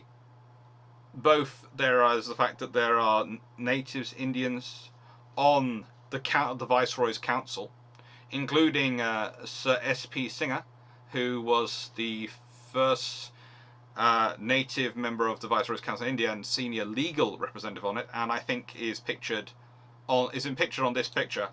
He's the one on the far left, the one of the second row, i.e., hang on, the far left of the screen as you're looking at it. And the one in from him is the representative of the princes of India. and they were part of the war cabinet, the Imperial War Cabinet. Well, they then sent someone who is considered by Lloyd George, by King George V, by everyone who met him, as one of the most eloquent speakers of the English language that's ever lived. One of the best diplomatic voices India has. He is not necessarily the man of action you want, but he is definitely one of the best diplomats. And he is sent to represent India's interests. Now, it's a really interesting thing, because he sits, and I'm going to try and pronounce his name again, but I'm probably going to muck it up. If I do, I apologise. Valingman Sankaranaraya Srivasa Sastry. And I probably mangled that horrendously, and I do apologise. Again, he is a far more eloquent person I will ever be. Well, he was. And what can I say about India? Well, their position going into the conference for a lot of them is the Royal Navy is part of their defence. They want to build up India and they want it to go independent. For that, they need to have an Indian Navy. The Indian Navy is not going to happen. The viceroys are not going to start putting money into Indian naval affairs unless they need to. The only reason they're going to need to in peacetime is if they have to build a larger navy. If Britain is able to man and crew a larger navy. So this is one of the things. If the 40 cruisers deal does come through after this conference, and remember, Britain gets through a no cap limit on cruisers, so they can build as many cruisers as they like. Britain accepts a limit on capital ships, a limit on aircraft carriers, a limit on the tonnage of individual ships below that level, but no limit in numbers. So they can build as many as they like. If that deal had gone through and it hadn't been Canada, South Africa, and to an extent New Zealand, because they just couldn't, pulling out that deal, then India would have got at least 4 counties. Probably ended up with 4 light cruisers as well. I'm not sure what type, but probably they would be, because they'd be on the aft end of the procuring. So if you consider the period when you get them, you'd be getting 8s. They'd be talking about town class. So India would have ended up possibly gone into World War II with 4 town class and 4 counties as their cruiser squadron. That would be a very different Indian naval capability. And that is the sort of thing he was interested in. He was interested in building India as a nation state and in moving it forward as a nation state in as sensible a manner as possible. He wanted to avoid, and this is where I feel deep sympathy for him, because he was a bit of a historian and an academic. He was an eloquent speaker, but he didn't really want to be a leader. He didn't really want the job. He was prepared to move things forward slowly, if that meant that it was safer and less likely to cause violence. And sending him to the Washington Naval Treaty, A, shows the importance of having such a voice there, but B, his abilities there and the way he spoke and the way he made relationships created a lot of the ground which India could later build upon. The relationships and standing which he developed. For many years, when you asked the senators of the United States, especially ones who'd met him, but even the ones who heard about him afterwards, what do you think about Indian democracy? They were talking about them. They were talking about an eloquent speakers. They were talking about erudite, informed debate, because of the impression they got of him. In many ways, you couldn't have sent a more perfect, it's basically like, India sent one of its best children to go and represent itself.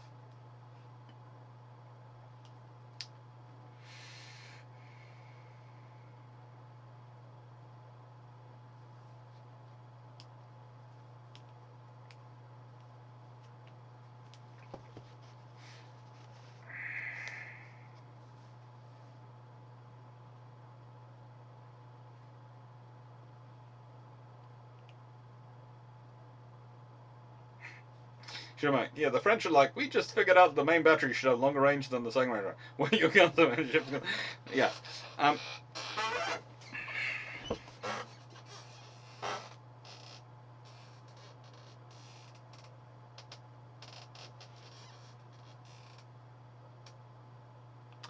Just fun. Carry a big stick indeed works best if you shut off your stick. Paul Amos. And this is a man who speaks Latin. Yeah, but yeah, that his second name, I just cannot get my tongue around it. Sankaranya, Sankara, and Arara, Irania. Yeah, I can't get my tongue around that name. I do apologize. I apologize to them. But very cool. Points. This would deal with Japan, but a European war is a land war with a mustache gentleman. Still want to reunite with Germany. I think you honestly also have a scenario whereby, in terms of defense, this is going to sound strange, but one of the reasons, well, when I say it sounds strange, it's not going to sound strange for this channel because I've explained it a couple of times. When it comes to defense spending, and you're dealing with dictators, they obsess more over image than words and history. So, if you spend years cutting defense and not spending, they think you're weak and you don't want to fight. If you've invested in defense spending and you look strong, they presume you are strong. So, yes, if the British Empire had 40 heavy cruisers and 40 light cruisers, or 48 and 48, and that's a more interesting number, because if you have the 48 built of both, you have 96 modern cruisers in World War II, and that's a really interesting scenario for Britain. They have almost enough cruisers for the duties they want to do. Under that scenario, think about it from Germany's perspective. Oh yeah, we have the Deutschland class, all three of them. Cute. In a world where there are 13 counties running around the world, the county class are the vessels they're most worried about. In a world where there's 48 counties running around the world, nearly 4 times as many as there were historically, 3 times as many as the Royal Navy had planned officially. That's a scary thing for a Deutschland class to deal with. Instead of you dealing with it's a case of you'd be dealing with packs of county class cruisers coming upon you. And again, add in the 48 modern light cruisers, and suddenly, well, how many Leanders do you have? How many Arifusas? How many towns do you have? You suddenly have a lot more ships available for combat.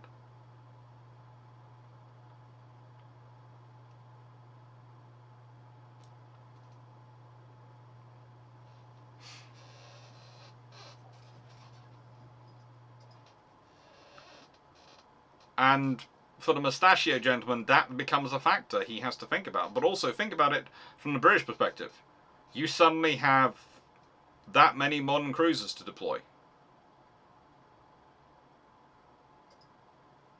I still posit this makes no change to Germans. They're still most favourite of counties. Yes, but there's now 48 of them running around rather than 13.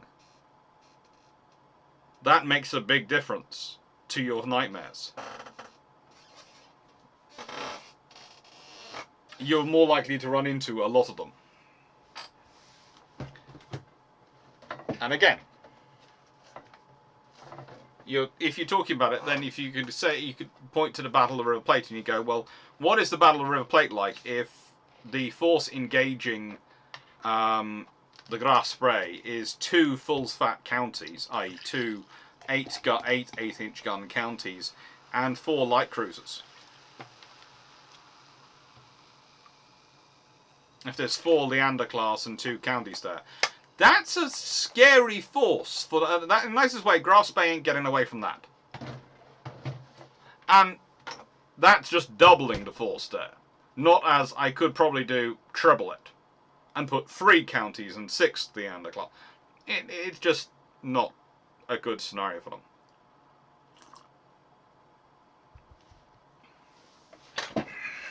Okay, should the count the Jones be more about the towns of the counties? You have to worry about both of them equally. Both of them are going to cause you a lot of stress.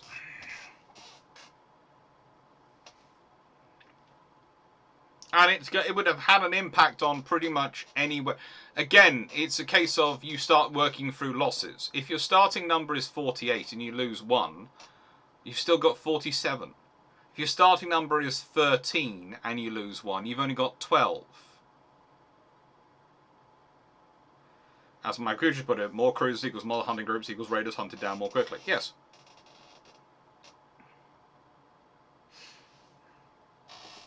It might well be that things like Sharnos and Eisenhower don't get away. It might well be, because again, if you have those cruisers out there hunting, they're more likely to find things. So Sharnos and Eisenhower could get a tail early on because there's enough cruisers out there. Deutschland might get sunk.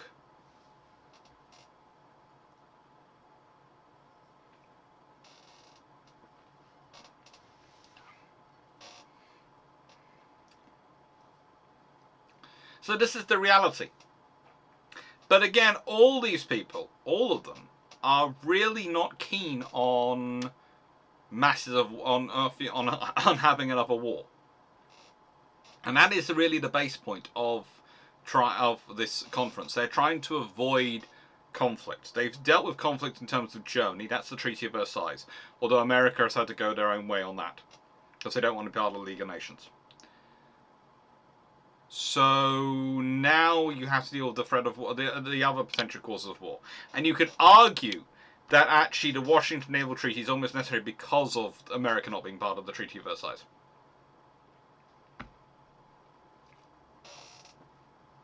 Just on, you could herd those raiders the way you want them. Yes, that's why you have that many cruisers. It would just be a very, very scary formation.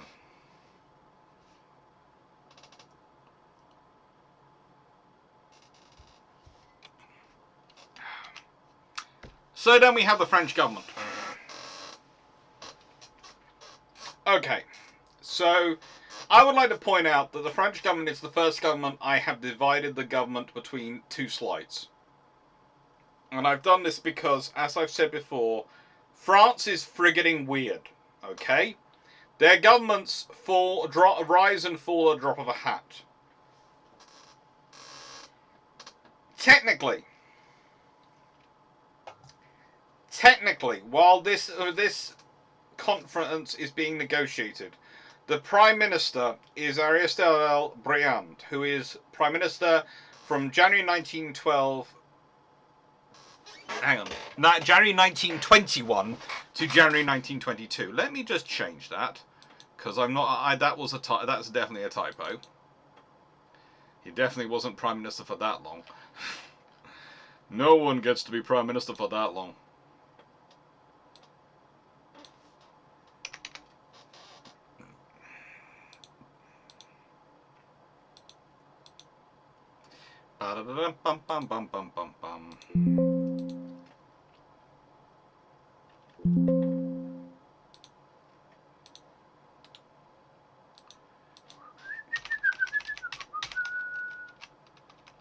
There you go. So, and this, the point about Briand is this was his 7th turn as Prime Minister. His first had been in 1909 under President Armand Vallières. So, he's a really experienced French Prime Minister. The President is Alexandre Millerand, who has served as President from September 1920 to June 1924. He's here in the photo. The Prime Minister was Raymond Poincaré, who was Prime Minister this period, January 1922 to June 1924. And I've got him there because he's a big part of the background of what's going on, because he'd served as President from February 1913 to February 1920.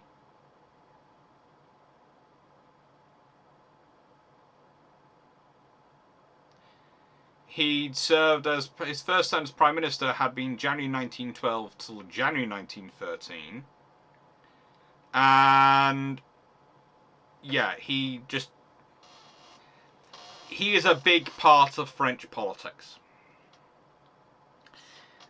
And one of the points you have to understand with the French political scenario is that no one in France trusts each other. They keep changing allegiances and they keep changing political sides and factions and their viewpoints.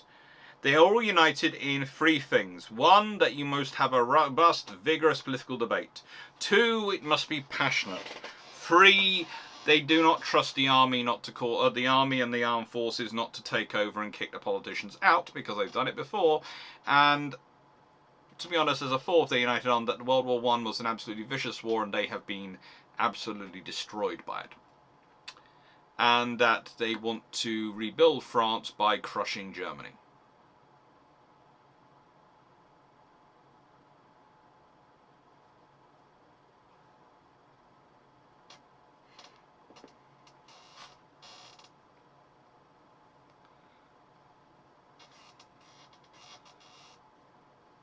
Dan Freeman, you just cracked open one of the cans of mead from Chalk Valley. Enjoy. I have, actually today, I found this and I was just about to put it on the fridge before we started, my great buzzard.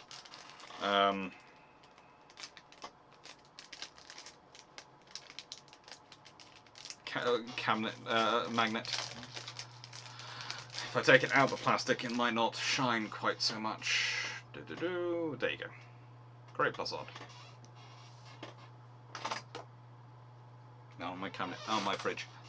Anyway, so what does France want?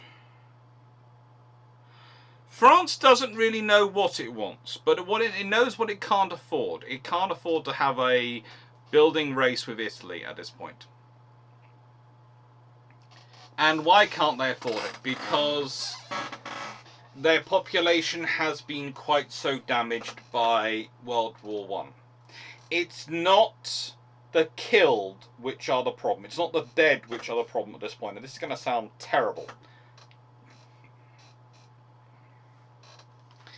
But this is where historians start to sound like sound like Peter Zeihan and other economists like him. Oh well, what do he call himself really? Geopolitical economist and person who looks at the structures of the countries. The big problem, as I've explained, for the French government in this period is to deal with the wounded. The psychological trauma of war and the physical trauma of war. These are massive, massive problems. It sounds terrible, but you can lose a generation. And that takes a big bite out of your population, and it's going to take you a long time to regrow and stabilize. If you're like modern Russia, you've had so many big bites taken out of your population, you are in a severe head trauma, and you're now taking another big bite out of your population. It's really not sensible. But leaving that to one side, and the whole modern politics thing, taking big bites out of your population and not allowing times for it to stabilize is a problem. But when you're dealing with a population that's actually existing after the bites being taken out, they're gone. Everyone else can be economically productive. However, for people who have been physically injured, you have to make adaptations for them to be economically productive, for them to be able to do the infrastructure. Many can't go back to the jobs they used to do. But it's not just physical, it's also psychological damage. Some people, after the war, do not want to go back and work in heavy industry. Think about that. Why not? Because after years of suffering artillery bombardment, they don't want to listen to heavy bangs and clangs in a factory all day. They just can't deal with it.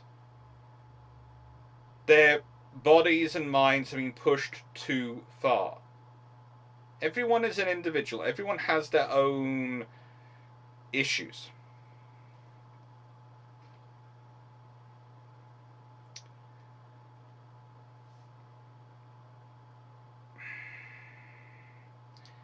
And so you have to start adapting your economy for this. And the thing is, if you start considering the realities of the French Empire versus the British Empire, this is when it becomes very interesting. Okay? The French Empire had consisted of a lot of big splotches on the map. Most of them were deserts and places where, frankly, the British didn't want to be bothered to go because they weren't economically useful. This means the British actually have a larger industrial base to draw from, but also to spread people out on. Quite a large number of the British post-World War I colonists who wander out to set up farms, etc., in places are actually those who no longer want to work in heavy industry because of it. But also, quite a lot of the people who emigrate to Britain, and you have to remember there is a wave of immigration at this point, are some of the educated and viable people in terms of being able to fill those gaps from the colonies come to Britain for jobs.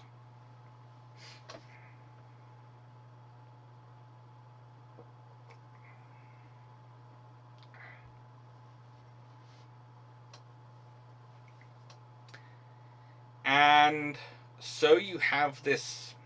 Britain doesn't have as much of a bite taken out of it in that way as the French do. There's also the fact that, and this is going to sound terrible, but honestly, Britain's war had been different from the French war. The French war had been a grinding national stalemate. It's hard to describe Verdun,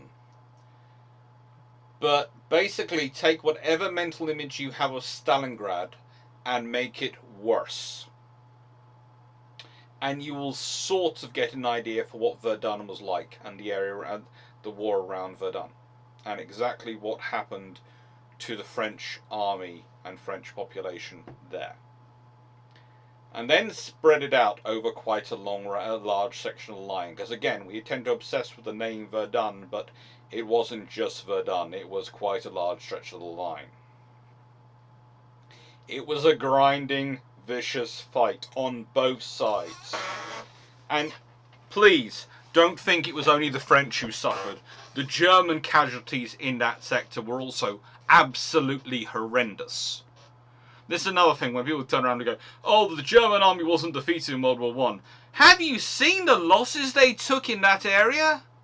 Have you seen the number of people they had killed and wounded and they had to deal with? Germany had to deal with the same problems that France did, on just as big a scale. The idea that the army wasn't defeated is a lovely thing to hold on to, but it's not true.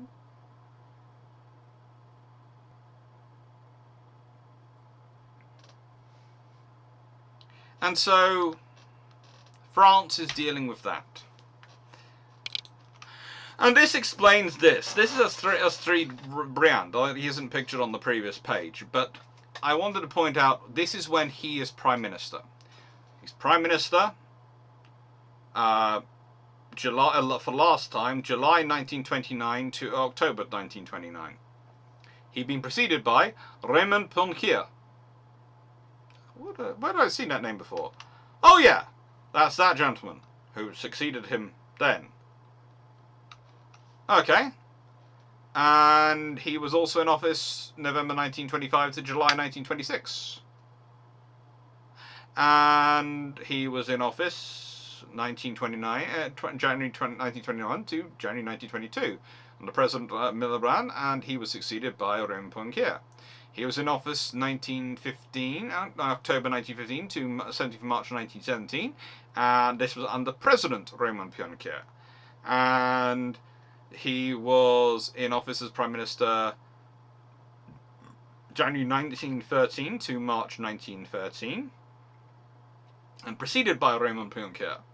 And he was in office as Prime Minister July 1909 to February 1911. And he was preceded by Georges Clemenceau. And this was under President Armand Fallières.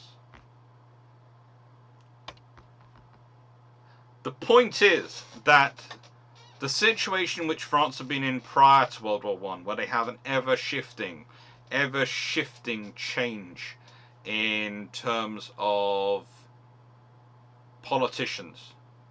And I've done videos about this in the past, I've talked about how the various politicians are changing and their different, positions and how they go up, go down, go sideways, what all the different things happening. Well, it's worthwhile thinking about in this scenario.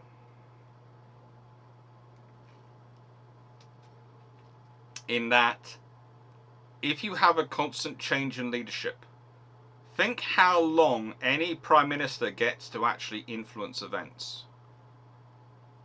You can say, it's democratic, it's lovely, but there's also a problem here in terms of stability, in terms of seeing anyone follow through on anything. You have a basic fundamental problem, I would argue, with having ministers be in power, governments in power for 5 years, and ministers being able to be changed every 5 minutes by prime ministers, if they want to in the UK.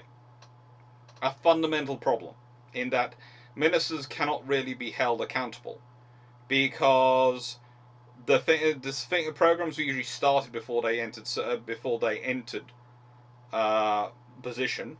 It was by predecessors, maybe even by previous government, and they're just presiding over it until they're succeeded by someone else, and it might be 3 or 4 before from the start for their position, and 3 or 4 till it's finished. In which case, there's so many ministers, it's just who's responsible for it.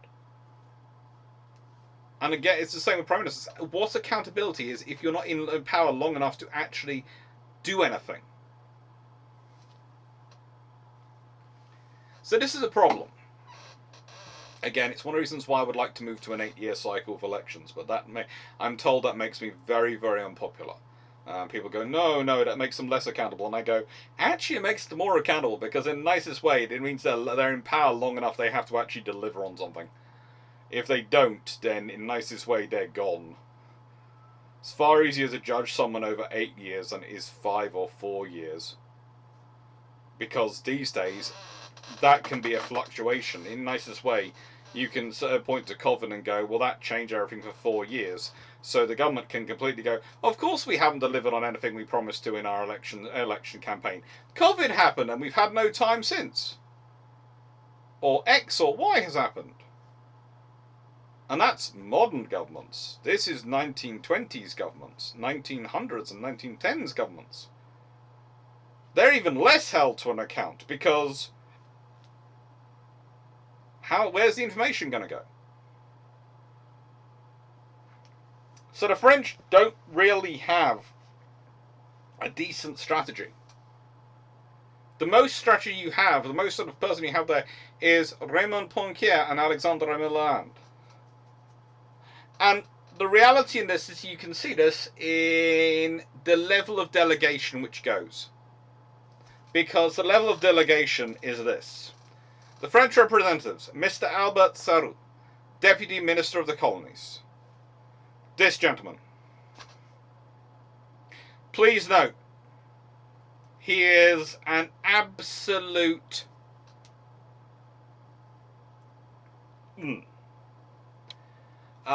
if you look him up, he has all sorts of interesting ideas, which he actually says out loud. This is his problem. In the 1920s, you can get away with thinking, as a French minister, that, basically, that you could get away with thinking as a French minister. You shouldn't, probably if you're going to run it properly, but you can get away with thinking that French culture, French is superior to everything that you're dealing with in foreign countries. But when you are in charge of a colony, actually basically saying that the only way that, let's say, Vietnam, which he was in charge of, could get independence was if they were pretty much French in every single way, other than their, skin colour, isn't going to go down well. And if you can think about it, British governors, if they ever said something like that, tended to find themselves out of a job if they'd ever said that out loud. And it happened early enough, quietly enough, that they learned, and no one ever said it again. That sort of thing is not good for winning hearts and minds and doing the admin side of running a colony and an empire. It's just not sensible. I'm not saying empires are good in any way, shape, or form here. I'm just saying that, you know, there are ways to run them without hitting the rake every time you open your mouth. And then we have Mr. Jean-André Antoine Jusserand, ambassador to the United States. Again, ambassadors to the United States are quite a common part of this. They're there to explain who the American politicians are, etc., and all these things. And this is him pictured in 1922, the former Prime Minister Georges Clemenceau in the United States, who was very famous over there. Now, this is an option. They could have picked a former Prime Minister to go. They could have picked anyone. But they picked Sarut.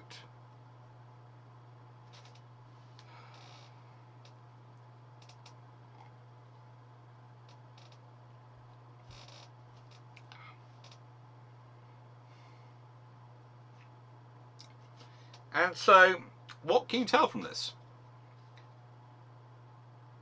What are they thinking about when they're thinking about Navy? They're thinking about their colonies, their global position of colonial control. So, they would rather not. Their basic minimum is having enough naval strength to secure their colonies. That's what they're worrying about. And so the French aren't really thinking about anything. But also, if they had been thinking, they would have been thinking, well, hang on, we need enough naval strength not just to secure our colonies, but to secure our colonies and balance the Italians in the Mediterranean. And what they end up with is enough force to balance the Italians in the Mediterranean, which means if they're doing that, they can't secure their colonies. Basically, this whole inaction thing turns them into, for want of a better word, Britain's, in naval terms, perpetual dependent. They are basically, as far as the Royal Navy is concerned, in terms of size and numbers, a slightly more heavily armed Australia. And honestly, Australia is possibly slightly more useful because Australia will actually work with them, whereas the French will often try and think they're going to be independent. But the French don't have the naval strength to both defend their colonies and defend themselves in the Mediterranean against the Italians. So the only way they can do that is if they act as a force multiplier for Britain.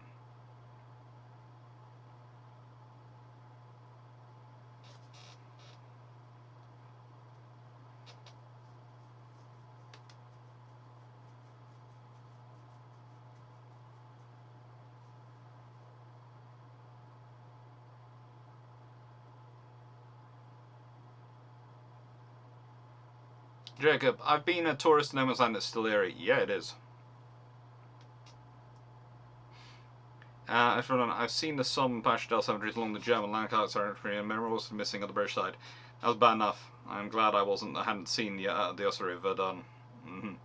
Dragon, one historian described Verdun as Stalingrad plus Sherman's March to the Sea, the southern propaganda version. That's starting to get there, but not quite.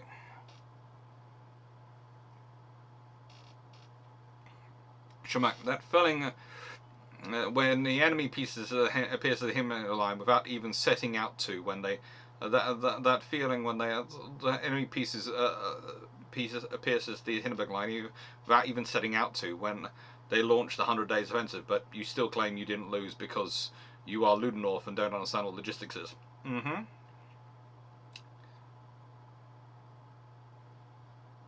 The Knights of Current. Yeah, the French Empire is broke. They are financially quite deluged by the war. They also haven't got the wider economic strength the British have to draw upon.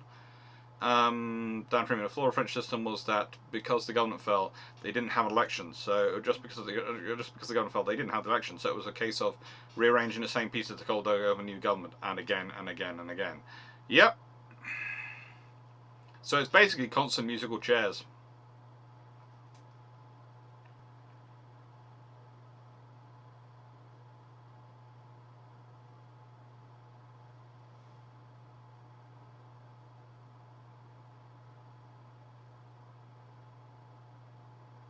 Jacob, I'm not sure why I've written yes, please. I was thinking 7, but 8 is good too. Yeah, 8 years. Ah, yeah. That makes sense, man.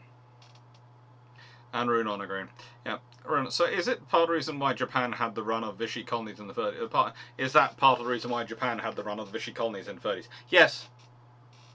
Honestly, for France, if Britain's not prepared to defend you, and Britain's not able to defend you, then you can't.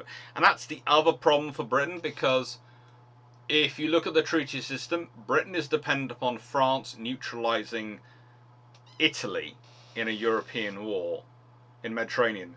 So Britain only has to deploy enough strength in the Mediterranean to overwhelm Italy. Think about that. The strength, if France equals the Italian strength and they are matched, and Britain has any ships in the Mediterranean, they then overmatch the Italians. So that's what enables the Royal Navy then to have the force up watching the Germans and watching the Far East. That's the scenario you're dealing with. It's also one of the interesting things of why the Royal Navy is not scrapping any capital ships in 1937, but they're building new ones. The problem is they scrapped Tiger. If they managed to keep Tiger around in any way, shape or form any longer, I swear that vessel in 1937 would have gone in for a refit with 14-inch guns. She'd have come up with twin 14-inch guns and just basically gone, you know. Would she have retained 4 turrets? Possibly, quite probably. She might have ended up being a 6. She might have ended up being a 6 twin 14-inch gun, 6 guns in 3 twin turret arrangements with revamped engines and armor and more anti-air defense by getting rid of that fourth turret to give her a speed increase as well. She might have had what's called a major rebuild. She's still got the HMS Tiger name. She's had a new keel. She's still HMS Tiger. Honestly, she's not a new ship. Is there anything of the original ship in her? The nameplate is the same and the bell is the same. Why do you not think this is HMS Tiger? I don't know. Because she has new funnels, new engines, new boilers, new guns, new ammunition, new quarters, new layout, new everything. We swear it's HMS Tiger. You impugn our honour, sir. You impugn our honour.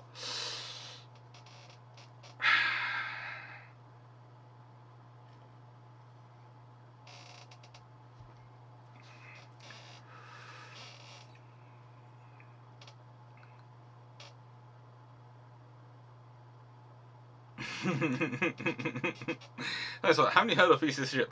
Yes, I have, but let's be honest, I prefer to go with HMS Tiger.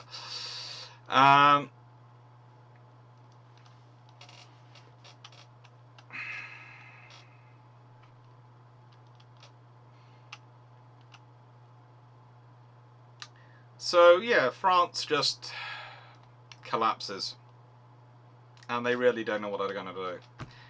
And then we had the Italians. We are 2 governments away from the end. I will be on Discord after this for a chat with everyone. So we have King Victor Emmanuel. Then we have Ivanhoe Bonomi in July 1921 to February 1922. So this man is the man who's really responsible for trying to set Italy up. And then some idiots decide to conspire to try and bring him down. And they put in Luigi Facta, who does win an election. But he falls in October 1922, and Benito Mussolini rises to power. Very broad strokes. I know there are Italians who watch this channel who are going to go, no, it's more complicated than that. But I'm doing broad strokes as far as anyone from a foreign policy perspective sees it. His coup, his big thing was, we cannot be limited, we have to be the equal of the French. Because He worked out very quickly the thing which the French, in all their musical chairs, to borrow what Stafford was pointing out there, as Stafford was pointing out in the chat earlier, didn't see. If Italy equals France, then France is strategically stuck.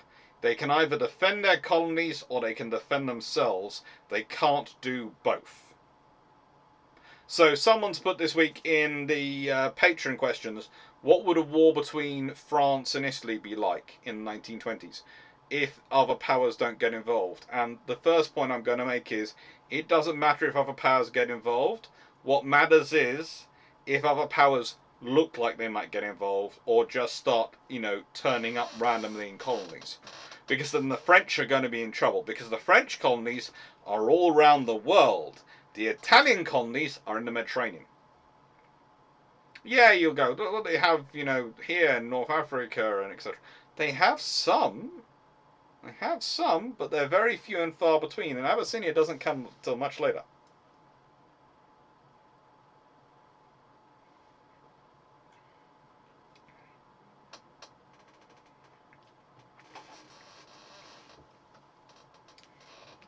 They're asking, the nameplate, bell, anchors, toilets, food storage is the same. What more do you want, man? Coal to oil and engines change should be sufficient enough to allow the fourth turret to be kept in HMS. Totally not a new ship, Tiger. It would have been an interesting vessel. It would have been an interesting vessel to have wandering around. Because, again, if you think about it, if you've done that upgrade on Tiger, and you could have done that quite easily, quite early on, you could have ironed out some of the issues with the 14-inch gun systems before they get in. You could have ironed out the problems with the guns before they get into the problems with the quad turrets. And there were relatively few problems with the twin turrets, but, it would have been useful. And B, you could have had a very useful ship. Because, again, that's a fourth battle cruiser wandering around. That's more than capable of, tracking down. If it has got 8 14-inch guns, more than capable of tracking down and doing some serious damage to various vessels. If you have Renown and Tiger turn up together hunting Scharnhorst and Gneisenau in that action off Norway, well, that's going to double the number of guns firing from the British side at the Germans. It's also going to double the number of targets. And yes, there's a chance of a lucky shot on Tiger or a lucky shot on Renown, but there's also the fact that if they're splitting their fire between the two, that means they're less likely to actually get hit anything. So, what are the Italians after? Well, as said, the Italians are very clever. They have literally focused in on the one thing they need to do. The one thing they need to do to beat the French. Get equality. The big thing is often made is about the equality between the British and the Americans in the treaty, right? The fact that you basically have a tie for first place, Japan in fixed second place, and a tie for third place in the world according to this treaty system. Well, as we all know, the British gamble on the fact that the American Congress is not going to pay to match that. It's not going to pay to equal. They're going to have the capital ships, but they're never going to buy as many cruisers. They're never going to buy as many small ships as the British are prepared to. So, whilst the Americans will have the same number of capital ships and the same number of aircraft carriers, maybe in terms of tonnage, lovely, but in the nicest way, the British will make sure they have more cruisers and more destroyers, which under the Washington Treaty they can do. And that's going to mean that if they're ever in a conflict scenario, what did happen, which they again don't believe exactly was likely, the time it would take for the Americans to build up enough is going to be the time it's going to take for the British forces, which have more cruisers, to win. Because again, if your cruisers are fighting against 3-2 superiority in numbers, odds are the other navy wins. And also, if you've got to defend both sides of your coast and all your trade lanes, and again, remember, America at this point, this is before the building of the highways. That's one of the things you have to understand. This is before Eisenhower builds all those highways. After seeing the highway system in Europe, he goes home, he wants to build the massive highways. And America is dependent on moving goods around America by railway and by sea. Okay? If you take out sea routes, that's a problem for them, so they need to defend those. So you can friend sea routes with a very small number of cruisers, but that will tie up a lot of cruisers. And if you start out with more cruisers in the first place, that means you can concentrate your cruisers for the decisive battle with your capital ships, while their cruisers are tied up by a small number of yours. That's the very basic system. And that's what the British are banking on when they're agreeing to that, accepting that treaty. As a war plan should the unthinkable happen, and it was unthinkable to an extent, war with America, because they judged they could always negotiate with the Americans, because they had built up a basis of respect. Now, in contrast, for the French and the Italians,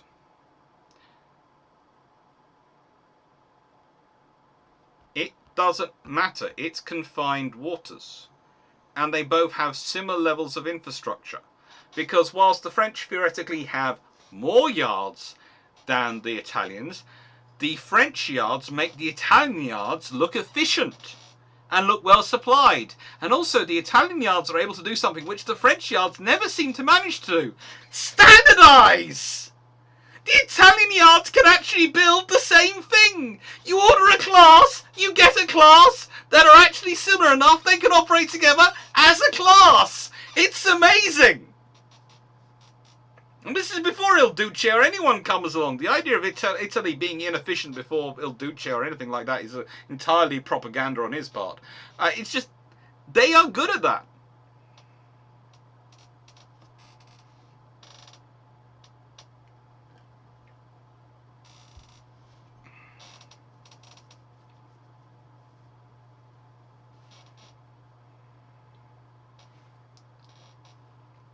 Are we buying into the idea that Muslim was on again, off again British agent, especially at this stage? No. And no. The British... one of the things you have to understand is the British are often very happy to take credit for being people claiming that we have better intelligence than we do.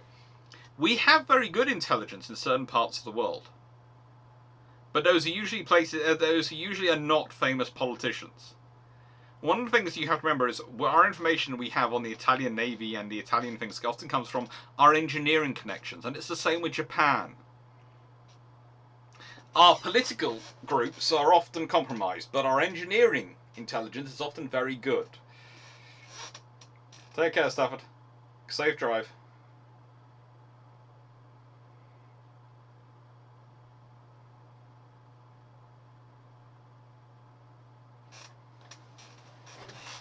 Now, again, on the whole standardising of ammo propellant for their guns in terms of the Italian Navy, you have to remember that they are capable of it, and they're capable of standardising ammunition or propellant and standardising ammo, and they do. But the trouble is, they're not consistent with it. They're not consistently non-standardised and not consistently standardised. And it's consistency of standardisation that's the problem, and maintaining that standardisation. And the fact is that sometimes the urge to deliver in speed, especially making money, and the other factors which are involved in Italian contracts, does have a bearing.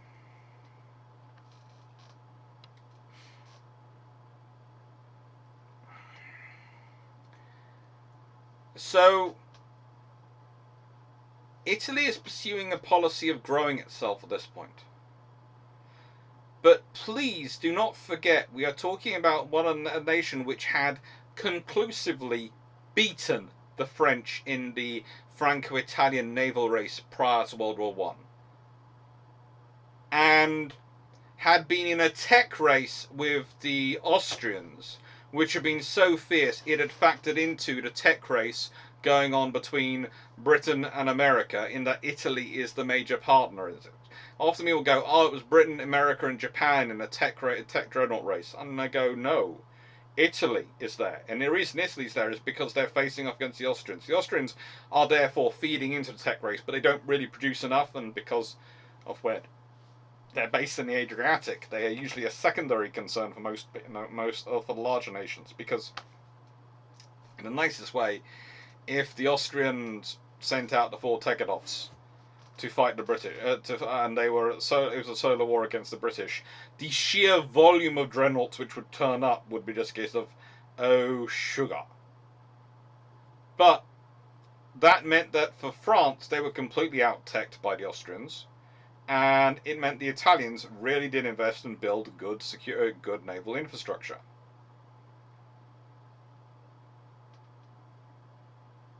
In fairness, it's not just the Italian army industry that has issues. The iron harvest of the Western Front is still ongoing, I'm told. The iron harvest of the Western Front is probably going to be ongoing for a long time. And that's not that's due to sheer quantity as much as anything. Because, let's put it this way. Let's say you get your bad ammunition, bad ammo down to 0.5%. Okay? So you're talking 1 in every 200 shells is a bad shell. 1 in every 200 ammunition sacks is a bad sack. That sounds like a large number. It sounds like that's doing quite well. Then you say you're going to fire, I don't know, 20 million shells.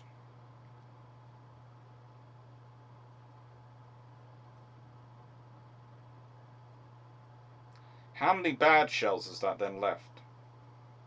That's 100,000.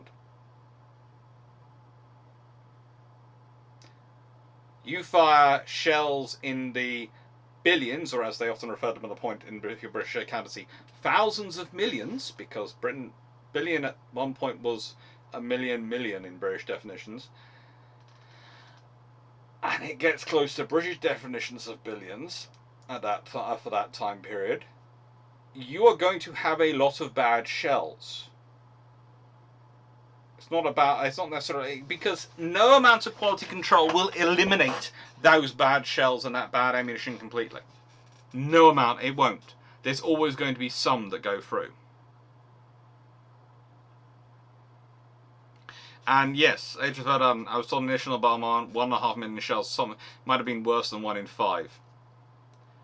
There were issues earlier in the war that actually do push it up higher, but on average throughout the war I think it ends up being about 1 in 200 over all the artillery. And again, there are some types of guns which were worse than others. Now, the Italian representatives. We have Senator Carlo Schnazza. We have Senator Vittorio Rolandrischi, Ambassador to the United States, and Senator Luigi Albertini. Now, interesting people. This person that gives himself in after trying to get through to Mussolini to hide at the end of World War II because he is still being loyal to Mussolini for some reason at that point.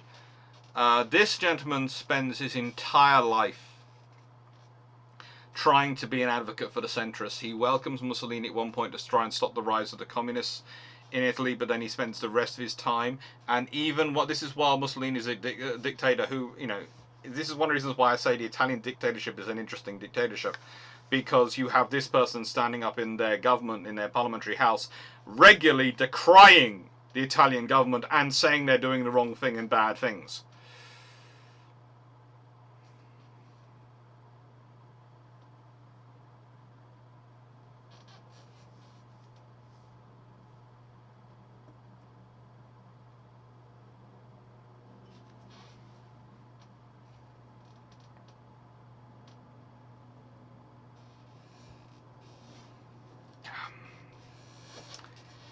And Shazna is, well,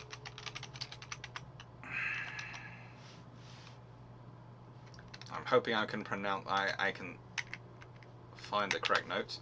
This is the trouble. I have my notes designed and I'm using the same notes I use for 20 hours of teaching. So, he had been born in Vienna in 1865. He was Polish in terms of his father.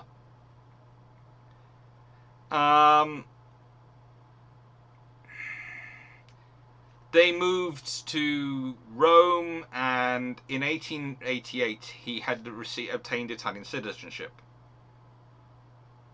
Now, he was elected to the Italian Parliament in 1900 and the Italian Senate in 1919. He did various posts in the third Giolitti cabinet, and he served as Minister of the Treasury, Minister of Finance in the first second terms of Francesco Saverino Nitti between 1919 and 1920. He was Minister of Foreign Affairs to the Factor cabinet. And think about that. Factor, Luigi Factor, the first one, in February 1922.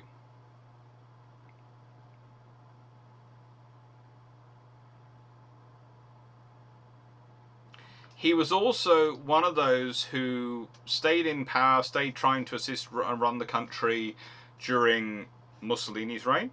But interesting enough, he's also one of the few who's actually able to appeal the to the Supreme Court of Cassation after in 1948 because he's been forfeited of his goods because of his role in that government.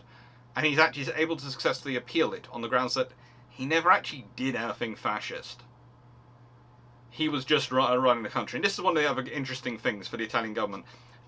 When we talk about a fascist government, this is why I do use fascist as a definition, because it's a fascist political system. But the Germans do build I don't want to use that phrase, but do manage to achieve a more total fascist system. Whereas the Italian fascist system is often window dressing on the Italian system.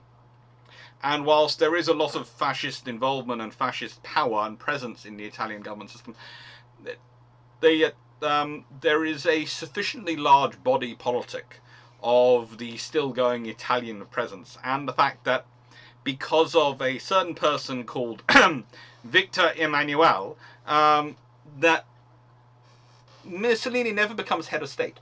He's head of government.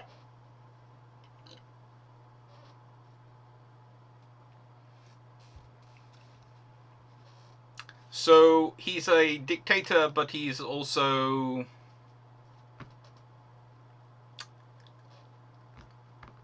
not head of state. He's head of government. The Italians are not broke by the time of the Washington Naval Treaty. The Italians have issues. They certainly do have issues, but they more have problems domestically with the rise of communism and the fights going on between them and within their country on communism.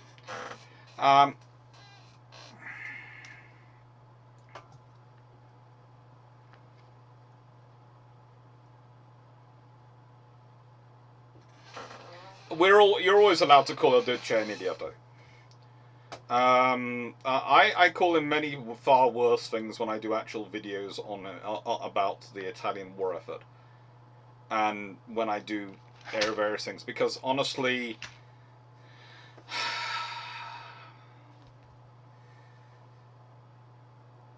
it's all about image. Especially in Italy, the fascist system is obsessed with image. And it just doesn't live up to it. But as I said, the best example, if you want to look up someone really cool, look up Luigi Albertini. He's worthwhile looking up, as is Ivano Bonomi.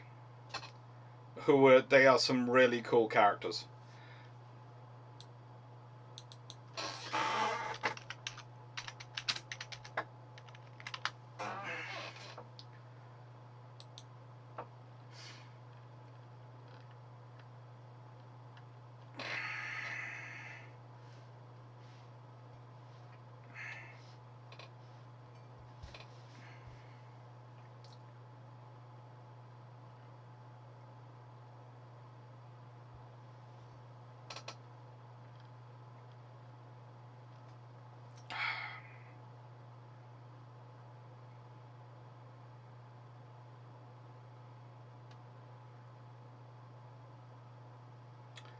It's an interesting bit of history. But yes, Bonamy, Albertini, they're good people. They are interesting people to look up, and their history is interesting. But now we got to the Japanese.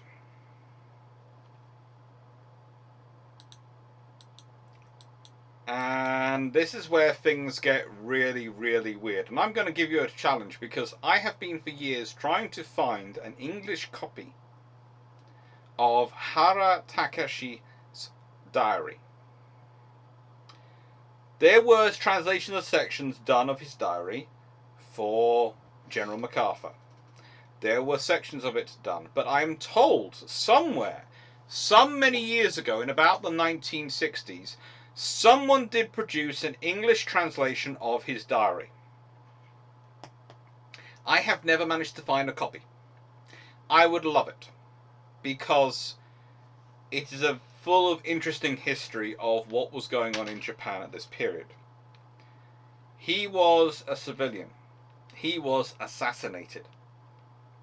That is why I have put the difference of, instead of others who I usually just put the month of, you know, they were in power from this month to that month, because it doesn't really matter the date much once you're on an international relations scale. I put 4th of November 1921. He's assassinated. Technically, another civilian, the foreign minister, takes over for a short while, but it's always called a caretaking government rather than a real government. It was actually theoretically going to be a real government, but the factions decided it shouldn't be a real government because they didn't like it not being a real government. And they wanted someone else for real government. And the person chosen is Viscount Takahashi Koryoku. Why can I do Hara Takahashi? And then we have Viscount Takahashi Koryoku, who takes over.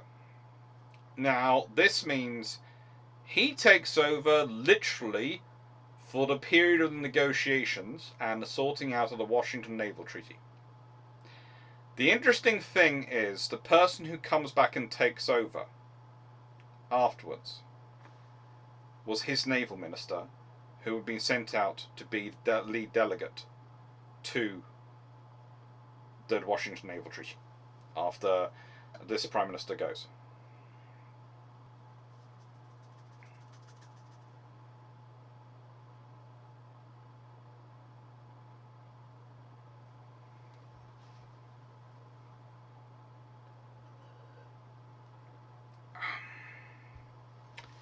Now, the thing is, with his assassination, you lost a very, very good leader of Japan.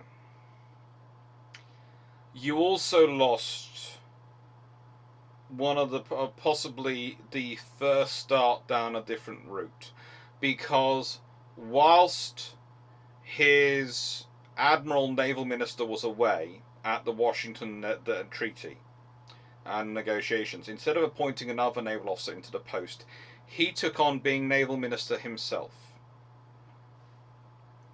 He was setting up. I know I have talked about Yonai in the past, and Yonai was very good, but he's late in this. The thing is, if Hara Takashi had continued and survived longer, you might well have had a precedent start coming in of it being a civilian Prime Minister of Japan and a non-commoner, a non-noble. Those two things together could have put Japan on a very different route.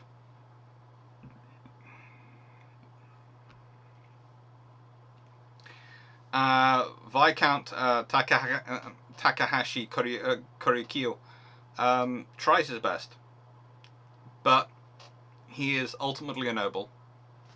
He is ultimately part of the existing system. And it becomes even more interesting when you have a look at the delegates sent, because the thing is, because he dies, and he's now the minister at home in charge, but he really doesn't know about the setups. The person who gets to take charge, the Japanese viewpoint of this, well, it's actually this gentleman. So we have in the picture of I want you to guess who is the person standing on his own and who are the three standing together. I've got the four names below. I have carefully made sure they are not in order of their standing, so that doesn't help you in any way, shape or form. But I want you to work out whether A, this person is the bonus member or is another member, as one of the official members, and B,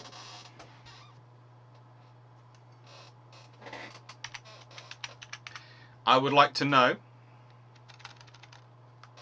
who you think is who.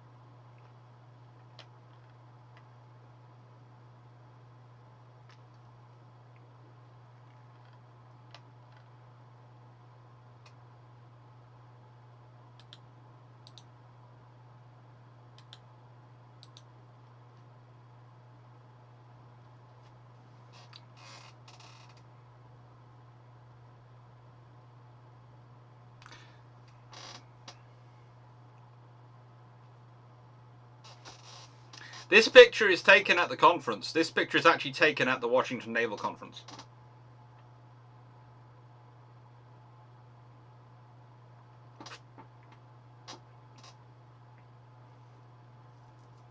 This is taken on November the 3rd, 1921.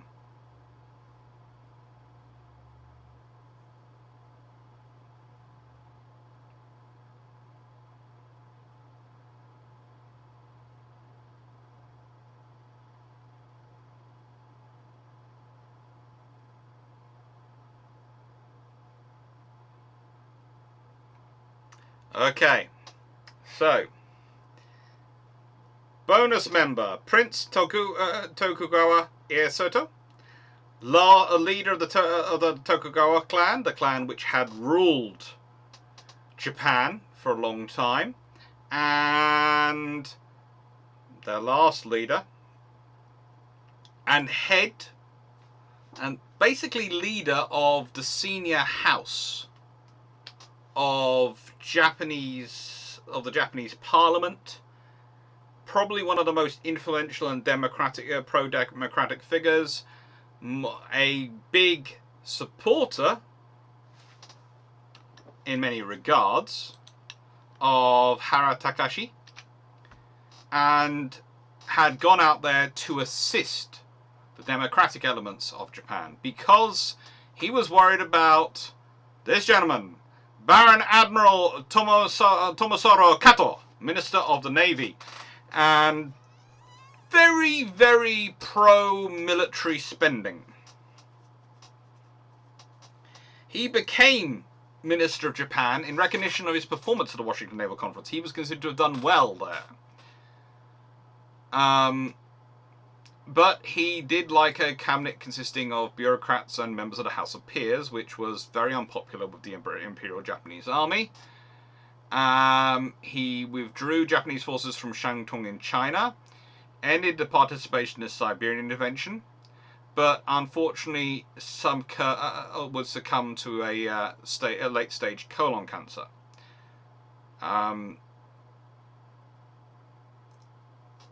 So while he's pro-naval spending, is pro-democracy as well in terms of Japan.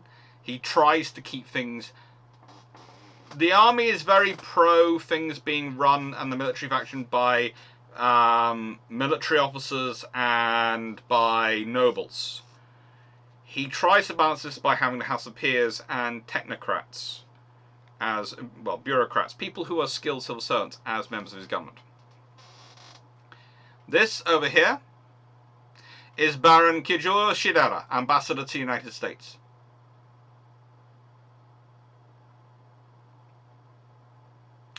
And this is Mr. Masano Hanehara, Vice Minister for Foreign Affairs. He is technically one of the signatories. He is also the Japanese minister who, when he goes over to actually succeed, I think it is Shidera, when he succeeds him as ambassador to the United States, manages to word something so badly he almost causes a war between Japan and America.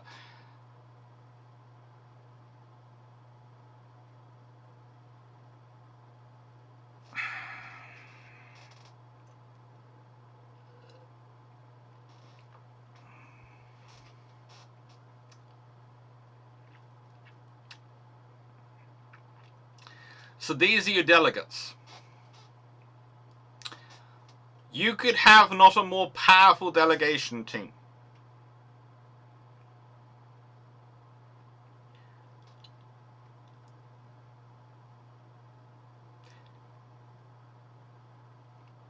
There are problems in the meetings from the get-go because of this. Because, again, you have to understand who you're dealing with and what their power structure is. The fact that Prince Tokugawa Ieyasu is there, but is not technically part of the formal structure, causes some interesting problems for the Americans. Because a lot of them are considered, because he's not part of the formal signatory team, therefore he isn't very important. That does cause an issue. However, the British and the Italians, but curiously enough not the French, treat him very, very well. Why? Because they know exactly how Japan works. And it's the equivalent of, I don't know, because of his position in the upper house, he has a lot of power and influence that way and a lot of connections. And it's often argued that his death in 1940 is what allows militarism to finally take control of Japan, but I would argue it's been heading there for a while. Probably his death is the final thing, which means that they can do it without, how do I put it, having to kill him, and killing him would not have been very problematic. There would have been few quicker ways for them to lose all support with the wider population and to have the emperor side against them, which was the one thing they couldn't survive, than to have actually killed Prince Tokugawa Ieyasu. He is that respected in Japan. But, and there is a but here, he also doesn't have official power. So why are the British and the Italians bending over backwards and being so friendly with him? And the Americans figure out, to be in the nicest way, we are talking about a months-long negotiation period.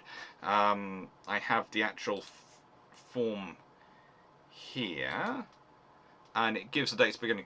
The negotiations last from November 12, 1921 to February the 6th, 1922. So we're talking months. And it takes until December for the Americans to quietly ask the British, why do you keep inviting this person, places, etc.? He's not one of the signatory members. And the British basically turn around and go, let's put it this way. If the Prince of Wales, or the Duke of York, or another of the King's senior sons, or one of the King's brothers was here, you'd be being very respectful to him, wouldn't you? Yes? That's basically the equivalent of who this guy is. He might not have official power, but he has a lot of informal power. And if he doesn't like something that's happening, it's going to get shot down very quickly. No, sorry, do you believe that was unintentional? Oh, it was unintentional. He didn't like the wording of a act going through which he felt discriminated against Japanese immigrants to the United States. And he tried to put some phraseology out there and make a speech, to get it changed. The trouble is how do I put it? He was not very good at translating the poetic version of Japanese into English, and the alliteration and the imagery. And you can see that in some of his other speeches. He's just not good at it. The trouble is he tries to do it, and he doesn't seem to understand he's not good at it. Jack, why not be respectful, or are you talking about extra respect?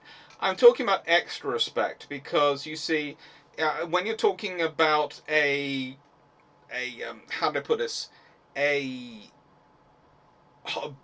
big conference like this in this period, the signatory representatives, and this is who I've been talking about, they would get special, you'd make sure they were seated very well at events, etc. You would make sure they were not tucked away. They would be in the centre for gatherings. You'd invite them to other social events on some things, etc. Because they're important, right? Well, to an extent, he has to be treated as an extra signatory on the behalf of the Japanese.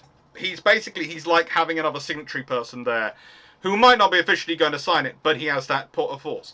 It's kind of like, again, how the Americans were treating Beatty. Because they understood First Lord of the Admiralty, he's big and important, he's important, we will treat him as an extra. He's not going to be a signature on the treaty, he's not going to be sort of that, but when he turns up, he's important. So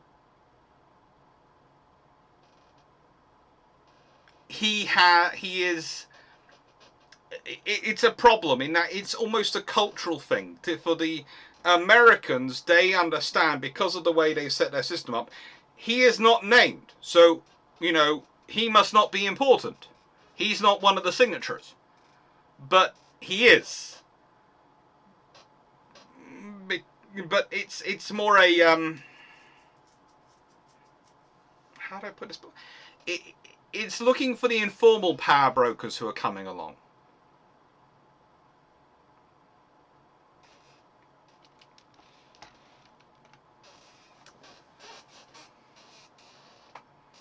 Mr. Done. Japanese extremely difficult to translate to English and vice versa. There are a lot of social conventions in it. A lot like UK English has a lot of social conventions in it. Yes. It's like in English, if you say to someone, really? That's basically the English version of going, yeah, I don't believe that. So, can you this is your chance to say, I'm joking, or to actually give some evidence to support it. You have exactly 5 seconds. But we don't say all that, we just say, really?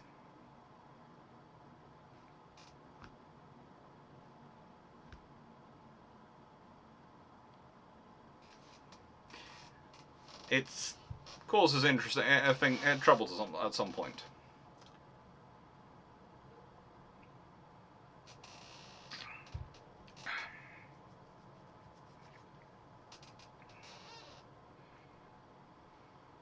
Also, if you're having an argument with a British person and they ask you why your coat's still on, that's not a good sign. That basically means you either say you're leaving or you take your coat off and prepare for what happens next.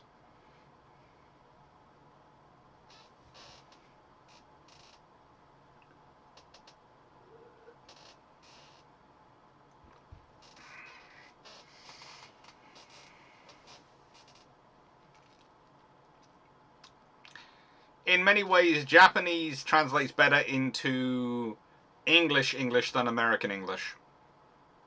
which again sounds weird to say, but the thing is, because this was actually was told by an American professor of Japanese, because there is a different syntax and lexicon to the way English is developed in England with all the other social niceties, and how it's developed in America, because of the way or the period they split it off. It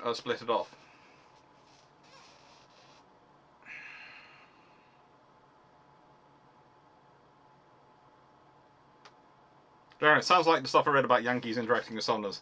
Uh, there are lots of subtle things the Yankees miss. Yes.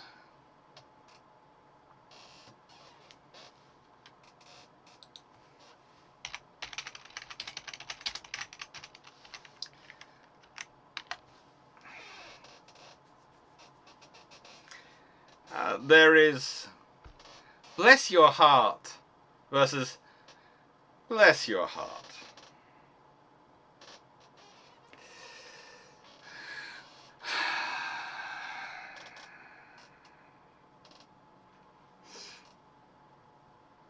It's all in the way things are said. Paul Adams, interesting is also, yes, interesting.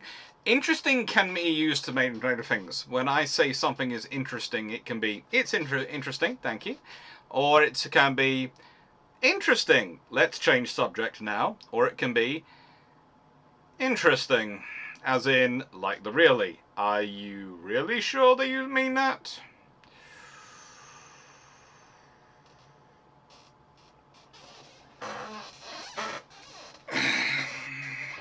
So, did anyone get what they wanted? No. Well, possibly the French, because they didn't know what they wanted, so they definitely didn't get what they wanted. But they didn't know they didn't want it in the first place, so they could not get it. The British got an agreement which was roughly to the point at which they could build as many cruisers as they wanted, but then the Dominions didn't live up to their end of the bargain, and there wasn't the mass building program that was needed.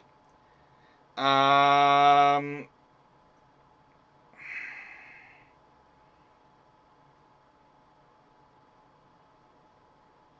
one. Being in a few situations where you're quite happy to take your coat off.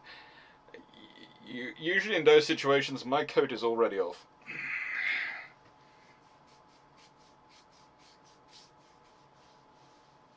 Because, honestly, I don't tend to wear a coat.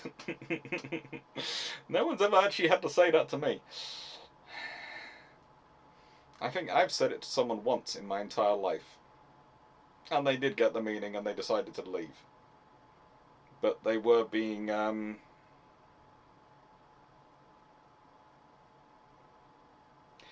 very nasty to some younger people. And I wasn't prepared to tolerate that.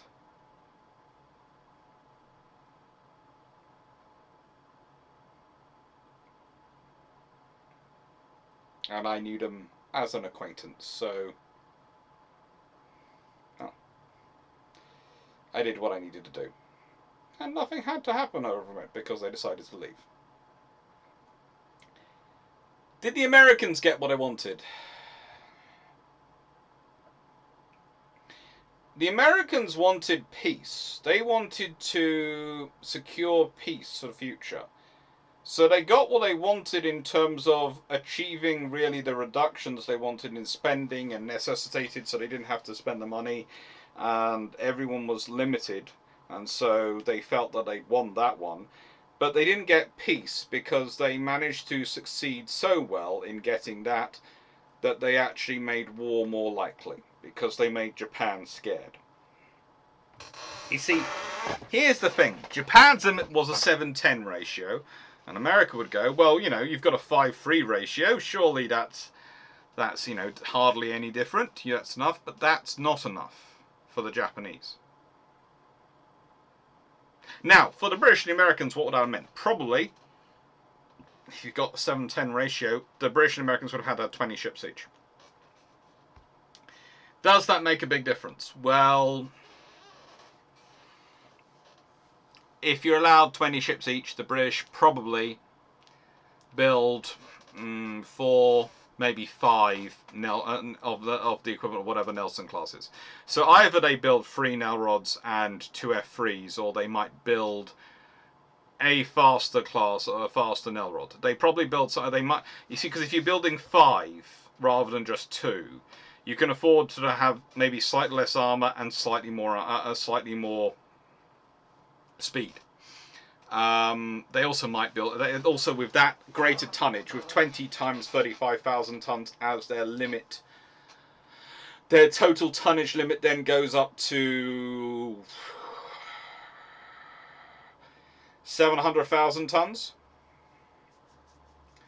If you've got a limit of 700,000 tons for your capital ships, the British can probably afford quite happily to build 35,000 ton vessels quite happily, in which case Nelson Rodney are probably, in Elrod class is probably 5 16-inch gun, 9 16-inch gun ships like Nelson Rodney, but with maybe 3 shafts and those turbines so they can do 28 knots.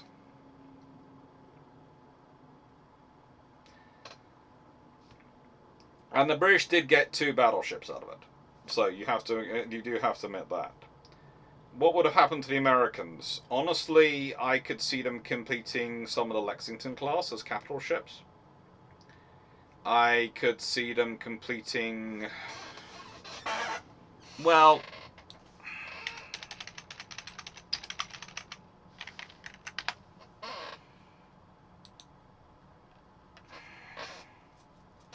they would probably complete all 4 of the Colorados.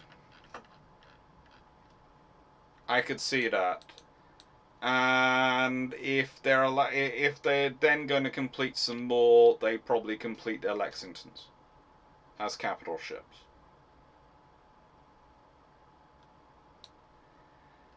Now, what do the Japanese do? Well, yeah, they probably complete some of their ships as well. But if you have to think about it, if you're talking about limitations,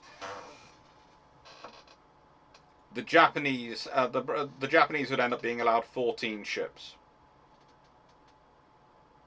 To the British and American 20 each.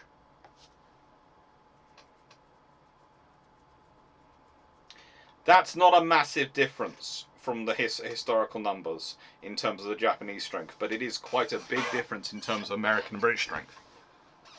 It means Japan feels safer, but it also means Britain and America are a lot stronger.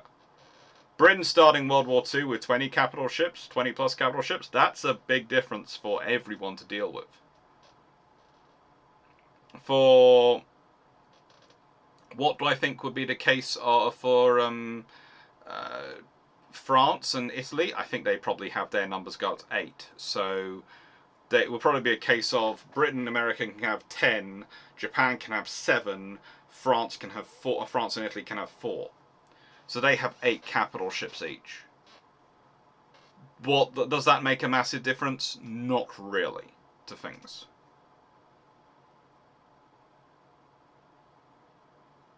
Does it get?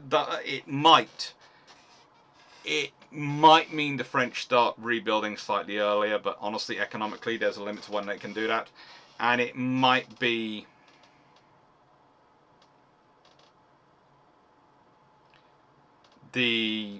How do I put this politely? It might mean in the Italian case, it would probably mean some of the Francisco Caracola class get completed. Possibly a couple of them.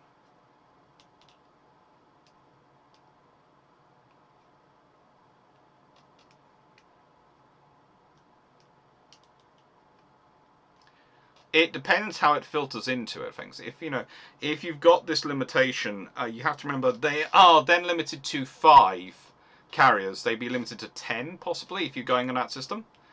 So if you limit the British and Americans to 10 carriers each, then they then get 270,000 tons for carriers because they're allowed 27,000 ton carriers. That's what their limit is. So yeah, that would make a difference. You might well see 2 arc royals, because one of the reasons you only have 1 is because of tonnage limitations. Again, we go to the Japanese. What are they going to build? And that's it, it all has a big difference on it, because this is a point I try and make with the treaties. They cut everything to the bare minimum. And that's great, but that doesn't give you peace. The bare minimum never gives you peace. You don't necessarily want rampant construction. But if you have slightly more than the bare minimum, in terms of, if you are allowed 10 aircraft carriers of 27,000 tons, imagine how many aircraft carriers the British probably would have had, because they could start building earlier. They could have built 2 Ark Royals quite happily. They are 22,000 tons. They could have built 2 of those quite happily. That's 44,000 tons. Out of 270,000 tons, they're there. That's fine. That's not going to affect Courageous, Glorious, or anything like that. You know, you can build a lot. The British could have had a lot more aircraft carriers by World War Two, and probably would have done. Would the Americans have had more aircraft carriers? Who knows? They might have. It's going to depend how many Lexingtons they decide to convert in the end to carriers, and how many Lexingtons they build as capital ships. And as Dan Freeman said, would the Germans bother with their service fleet in the 1930s? Well, that's the thing. They don't really have a submarine force in 1940 as it was, because they were even later they were allowed to build surface ships long before they were allowed to build submarines. So it's an interesting historical thing to think about.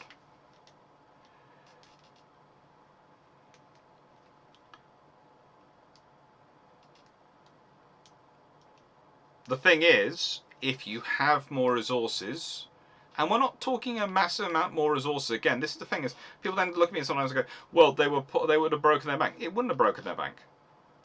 If you think about it, if the British had invested, probably what the British would have done is just slowly built their Nell rods, or whatever design they pick for that. Probably in a case of every couple of years, another 2 enter service. So over the next 6 years, they'd have built 5. Over the next 6 years, they'd have built 5. Which would allow them also to adapt and modify the designs a bit, and would have kept their armour industry and various other things going in terms of production. So when they start building up in the 1930s, they're not going to be down so low.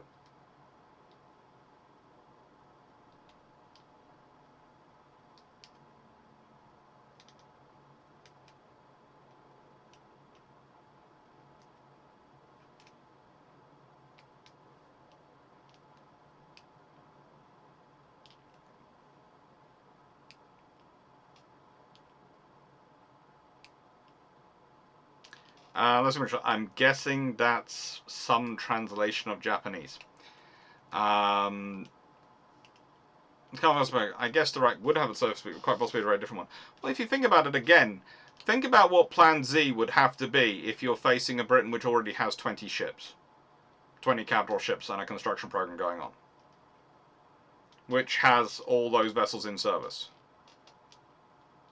I don't know what would happen to Nell rods. As I said, my strong suspicion is if you're building more than 2, if you're building a group of 5, you can afford for them to be slightly less armor centric, and especially if you've got that tonnage limitation differential, you can probably build more. You could also think that in the nicest, when we're talking about it, we'd have 5 R-class, 5 Queen. You could technically get 6 because you have 15 as your allotted amount, and that's why they build 2. If you consider the Royal Navy with 5 R-class, 5 Queen Elizabeth class, that's 10. Tiger, Hood, Renown, Repulse, that's 14. Add on Nelson and Rodney, that's 15, 16, and that's your sort of limitation is roughly 15 at 35,000 tons. If you've got 700,000 tons to play with, and you're allowed 20 ships, well, you could possibly build 6. In which case, they'd be building 2 a year, and they would probably build fast battleships. Because if you're going to build 28 knot ships in that time period, because if battle cruisers and battleships are part of the same group, you're going to build fast battleships. because you need something which can hang with the battle line while also being fast enough to do some of the battle cruiser duties.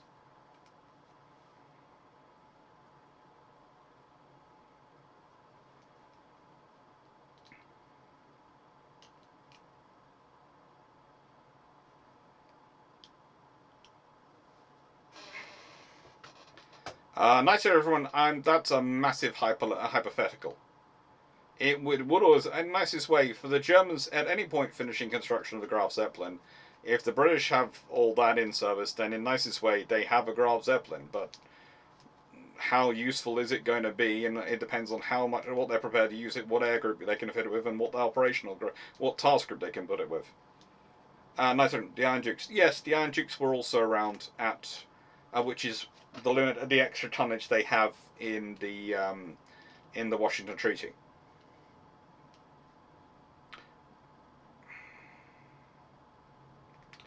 Last thing I mentioned is describing an arrow being released from bow.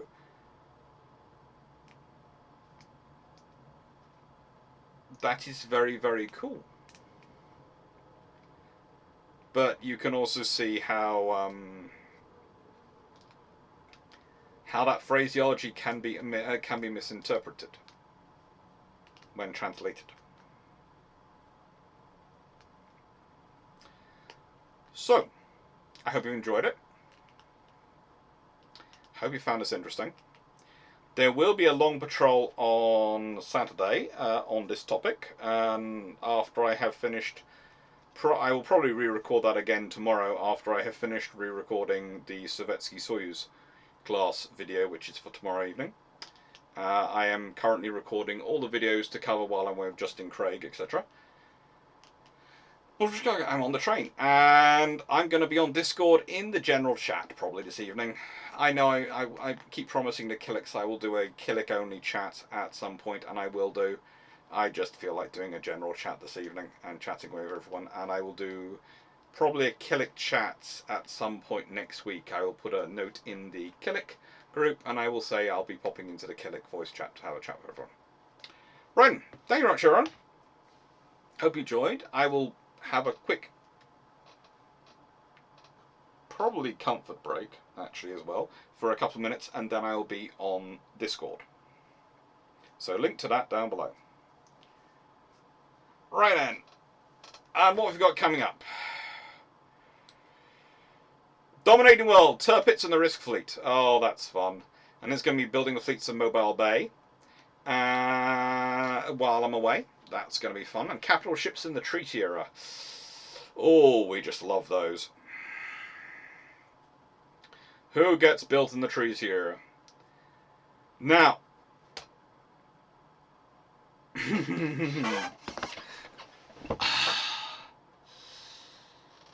Thank you, Melly640. Thank you, John Shea. Thank you, Longbow. Thank you, Leslie Mitchell. Thank you, Runon. Leslie, passed the written exam. Shooting exam 13. Yes, that's good luck for that one. Thank you, Stafford. Thank you, Paul Amos. Thank you, Ince Morrison. Thank you, Paul from Chicago. Thank you, Jack Ray. Thank you, everyone who's been on. Thank you, Dan Freeman, Plains Fox. Thank you, Night 681, Jacob, HMS for Dunn. Thank you, Amelia. Thank you, Darius Radatsky. Thank you, Runon. I'm not sure if I said it or not. Thank you, Michael Cooch. Thank you, everyone, basically, who's been watching. Hope you enjoyed. Please press like and subscribe if you have enjoyed, because there will be more. I'm going to start adding this in now, because it's approaching that time of year when I have to have, apparently this year, 15,000 to stop this vote coming through again. So please, 15,000 subscribers. All ideas short of having a bath in baked beans or running naked in front of some sporting event will be listened to. I am not keen on either of those two options. One, whilst I enjoy baked beans, I do not enjoy them enough to have a bath in them. And two, I have seen me in a mirror when I've come out of the shower. No one else needs to see that. Okay? I think that's a good saving point for anyone. Thank you, Just Funk. Thank you, Leslie. Thank you, Carmen Gasberg. And thank you very much, everyone. Take care. And as I said, I'll be on Discord in a little bit.